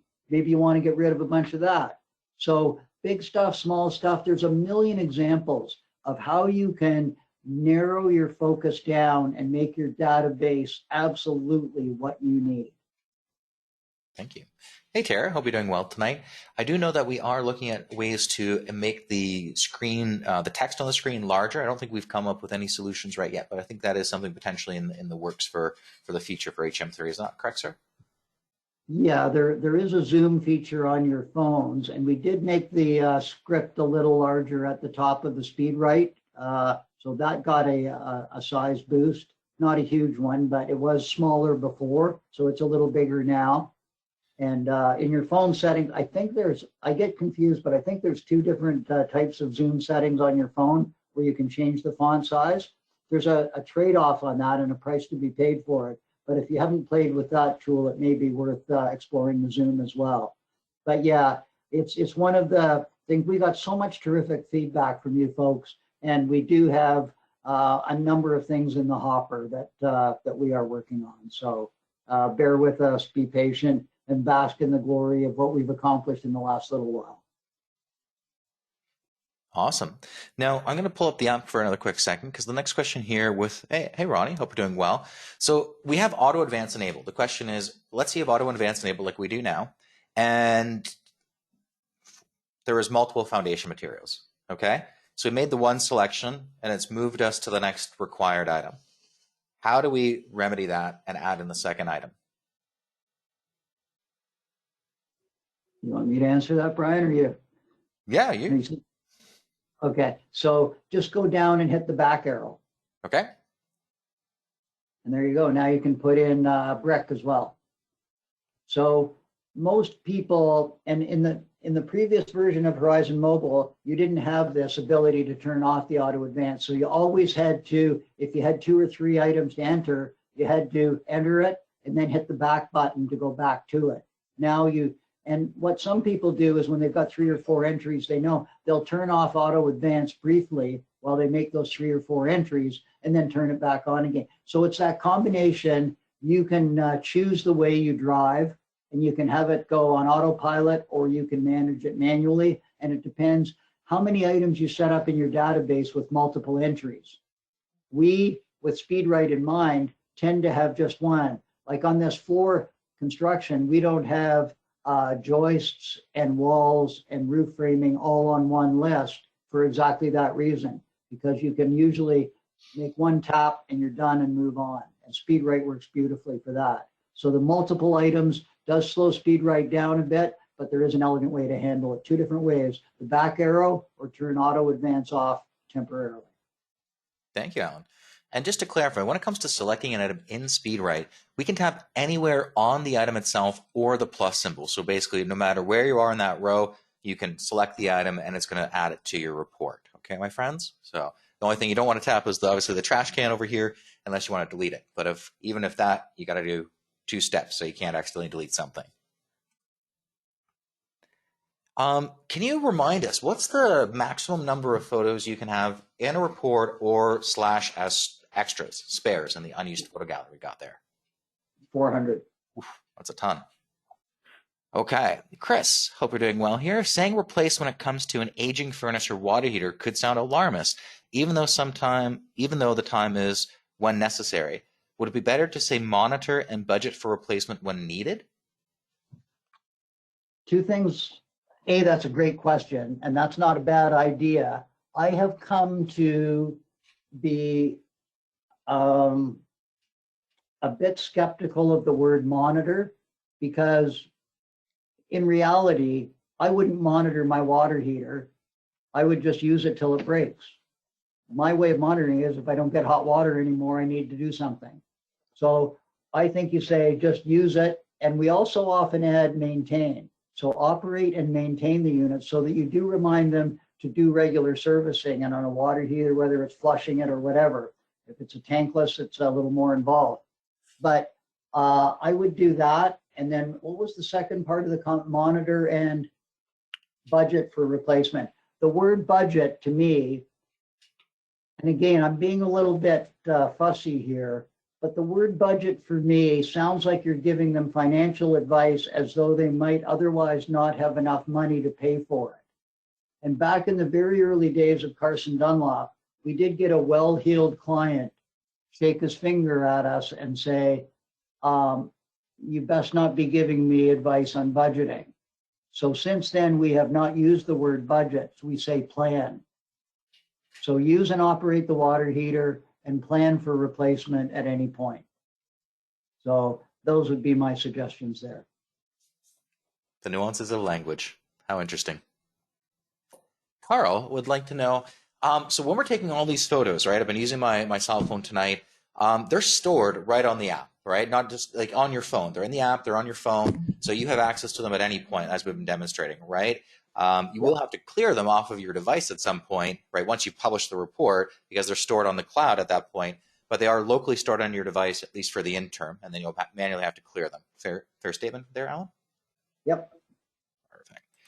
Now, Michael, with regard to the Android version, we are looking into how we can improve the speed of it as well. So thank you for your comment there. We'll definitely keep you updated on what we're doing in that regard. Does the web version, Jeff? Hey, Jeff. So are we planning to implement down the road the same editing options on the web version? Now we've enhanced the mobile app. There's such cool features. And you were alluding to the fact that you're not a big fan of editing in real time. And although, yeah, you can go back to your vehicle and do it in the app, it would also make it super convenient. Just jump back to the web and polish it up there. So are there plans in the future for carrying that over, sir? Question has already been asked. Yep, I'm trying to find, and unfortunately, the provider of this very cool editing tool is only a mobile providing company. So we're actively looking for someone who can help us provide a similar, if not identical, tool on the web. Great question. Absolutely. This tool is so good. It belongs everywhere for sure. Awesome. Hey, Greg. Greg would like to know, how did you determine the R value rating of the insulation in the attic? I think you had something called the flashlight tool, but I have a very, well, I know how long my flashlight is, and I know that fiberglass has an R value of approximately 3 per inch. So it's about 10 inches. I think I said 8 or 9 inches. That, and again, it's quite uneven there, so I picked a bit of an arbitrary number. But yeah, so if you think of it as about, for fiberglass or cellulose or mineral wool, you're in the neighborhood of R3 per inch. So you just want to say, well, 10 inches is about R30. That's a rough, and the specific oriented people will yell at me, but to be honest with you, that's my gross rule on it. Thank you. Mohammed would like to know, in Ontario, and this is not so much with regard to reporting, but how is the home inspector industry as a whole? How's the health of it? Can you give us any quick insights? I believe seems to be maybe a student. The home inspection industry in Ontario is much like the home inspection industry in Canada and in many parts of the States, which is to say that we are in the middle of a very unusual real estate sales cycle where bidding wars and hot housing markets are leading to home inspections being foregone in a lot of cases. And I am working with a bunch of industry folks and a PR company to create messaging directed to the public, to the media, to politicians, to allied professions, talking about this issue, not from the perspective of the home inspector, because I don't think it's a good story to tell, oh, the poor home inspector, but to talk about it from the consumer's perspective. And we have so many people who want desperately to get a home inspection, but the market conditions are putting excessive pressure on them and they are begrudgingly foregoing the home inspection. There are some strategies in place. There are some licensing initiatives in various parts of both Canada and the US that are starting to look at this and trying to create a fairer playing field for consumers. So we are absolutely focused on improving this. The market conditions, I have been in this business almost 44 years. We have been through market cycles like this. This will correct as the conditions change. We're talking about interest rate hikes throughout the year. That'll slow things down. I'm not an economist, so I've long since given up predicting when and how things are going to work, but I'm convinced that we're going to come back to a more balanced market. So a long answer to a short question. It is a problem in the home inspection market, but it's a problem for consumers, and we're trying to see what we can do to alleviate it. Thank you, Alan. Everyone appreciates that and all the hard work you're doing behind the scenes for the entire industry. Pulling up a question here. Somehow just slipped past me, my apologies. Tara. So Tara's question is with regard to templates, and she's like, can we share them with fellow inspectors, fellow Horizon users? Oh, man, Tara, that's the best question of the night so far. I love the spirit of the question, first of all.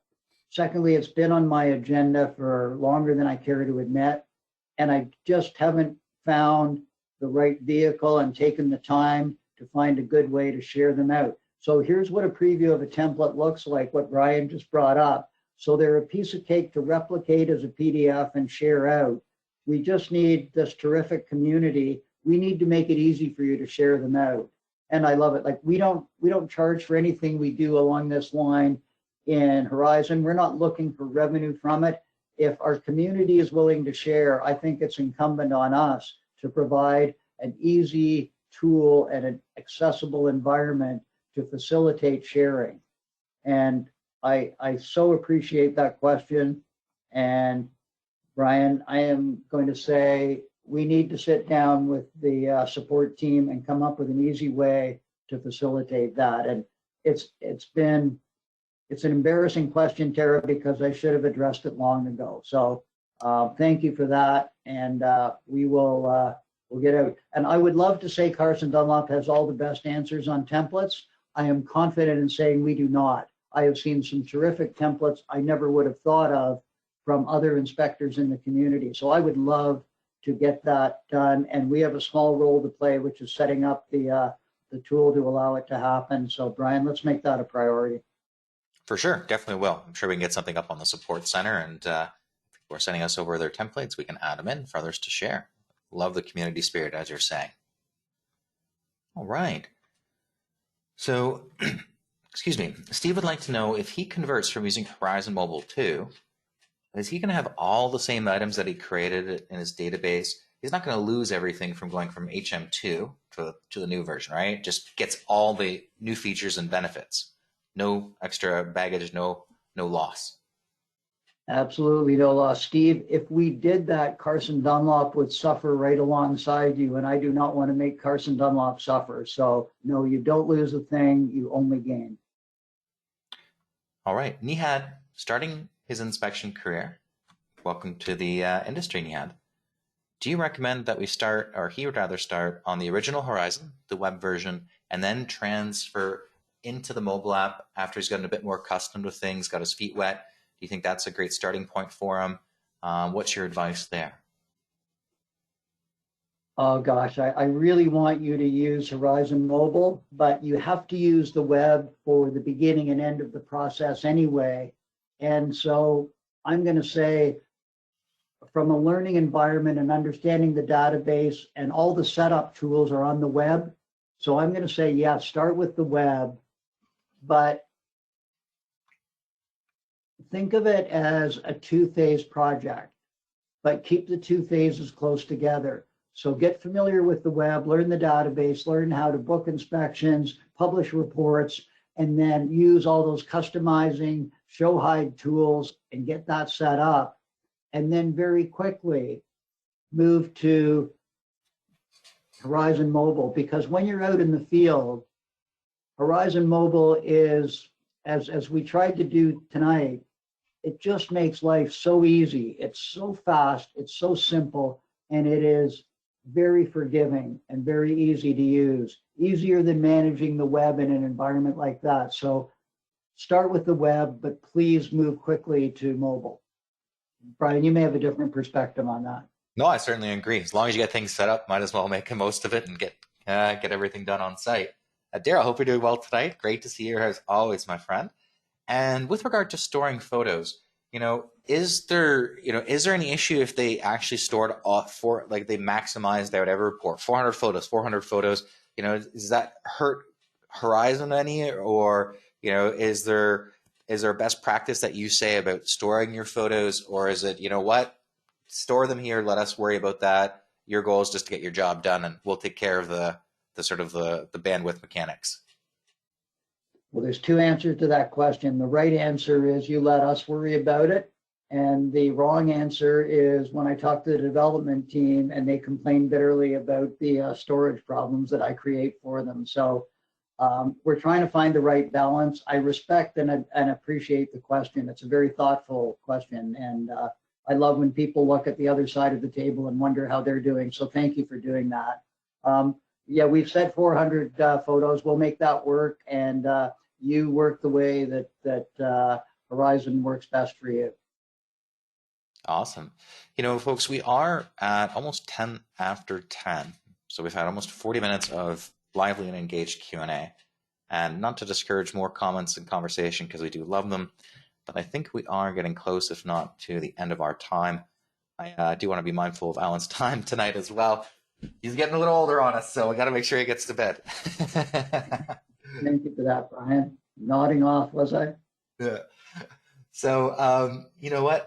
Let's just address two more quick questions, and then for anyone that we weren't able to answer your question this evening, I have earmarked the support team and myself will be reaching out. We'll follow up everyone who's not been able to get an answer to their question. Some people that had more technical things that are better addressed on a one-on-one basis will also be reaching out to get a hold of you and walk you through all of the answers that you need. So keep in mind the support team will be reaching out to talk to you all. Now, let's cap off with two questions, one of which is, when it comes to report publishing, is there a spot where you can upload additional documents? Maybe you've got a file, a resource, Could be a receipt. What do you do with those kind of things when it comes to report publishing and Horizon? Well, you're at the controls. Brian, you show them.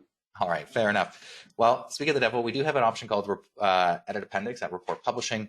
And at any junction point, if you want to upload additional documentation, you can do so here. You can upload images or PDF files, and they're going to be, in this case, uploaded directly to the appendix, like we have this important advice document. So you can see here at the bottom half, if you do have documents that you'd like to routinely include on various types of inspections or services, you can have them uploaded and stored in your appendix library, and then you can use the add to this report to assign them at your discretion. Otherwise, on a more situational basis, you can apply them at the top portion of the screen. You can even have things to set to auto-include. So that means that they're automatically going to show up in future reports for you as well. Actually, in the handout section that we provided this evening, one of these is the important advice maintenance document for your home. So feel free to download that. You can put it into your reports on a permanent basis. But again, what you're going to do, my friend, is at Report Publishing, Edit Appendix is going to allow you to facilitate that. Also, you do have the edit cover letter and summary options, which allow you to add additional content to the beginning of your report. So if you wanted to add in some extra text on a report-specific basis, perfect opportunity to do so within these two spots. So that would sort of give you a lot of extra areas to add in additional resources and commentary. And Richard would like to know, are presets, what's the difference between a preset and a template? Probably better to show than to tell. Sure. So a preset, Brian will take you there. And so a preset works on a specific report item. There we go. And so the preset can be used to automatically fill out location, task, time, cost, add to summary, and notes, like that existing shingles note. So that is specific to that report item. So the preset works in an automatic way in that every time you select that report item, the preset automatically gets applied. Templates don't work automatically. You go into the templates feature, and if we close this and just show people where the templates access is, it's right there. So when you open templates, you can apply one or more of these, but this is, you have a group of items about that topic that get entered, and they might be description, limitation, and or recommendation items. So there'll be multiple items applied, but you have to push the button to apply that template, and you can apply several templates at once, but that's the difference. So one is an automatic appears every time you select the item. A template is multiple items selected with a proactive push of a button. Awesome. Thank you, sir. And you actually addressed another question there with regard to applying multiple templates. So you absolutely can. You can apply as many templates that are applicable to the report you're writing, be it in the mobile app or here after the fact, as we're just looking at. One quick closing word on templates. Part of the magic of Horizon is templates are so smart that if you apply a template with 10 or 20 items and 2 or 3 of those are already in the report, it will not duplicate the entry and make you look like a fool. It will say, hey, this entry is already here. I'm not going to pile on. One thing I love about templates is that elegance of not cluttering up your report with multiple entries. Amen to that. Templates and presets, 2 features that everyone needs to take full advantage of. And again, we are going to do some internal work on how we can best share out templates. So I know that everyone's very curious on that. I promise you, we'll get an answer for you very shortly on that. And again, for the people that we weren't able to ask your question live to Alan, we will get an answer for you. For the ones that need some tech support from our support team, we'll reach out tomorrow to walk you through things and get you the help that you do need. Thank you for your participation tonight. Alan, any closing words?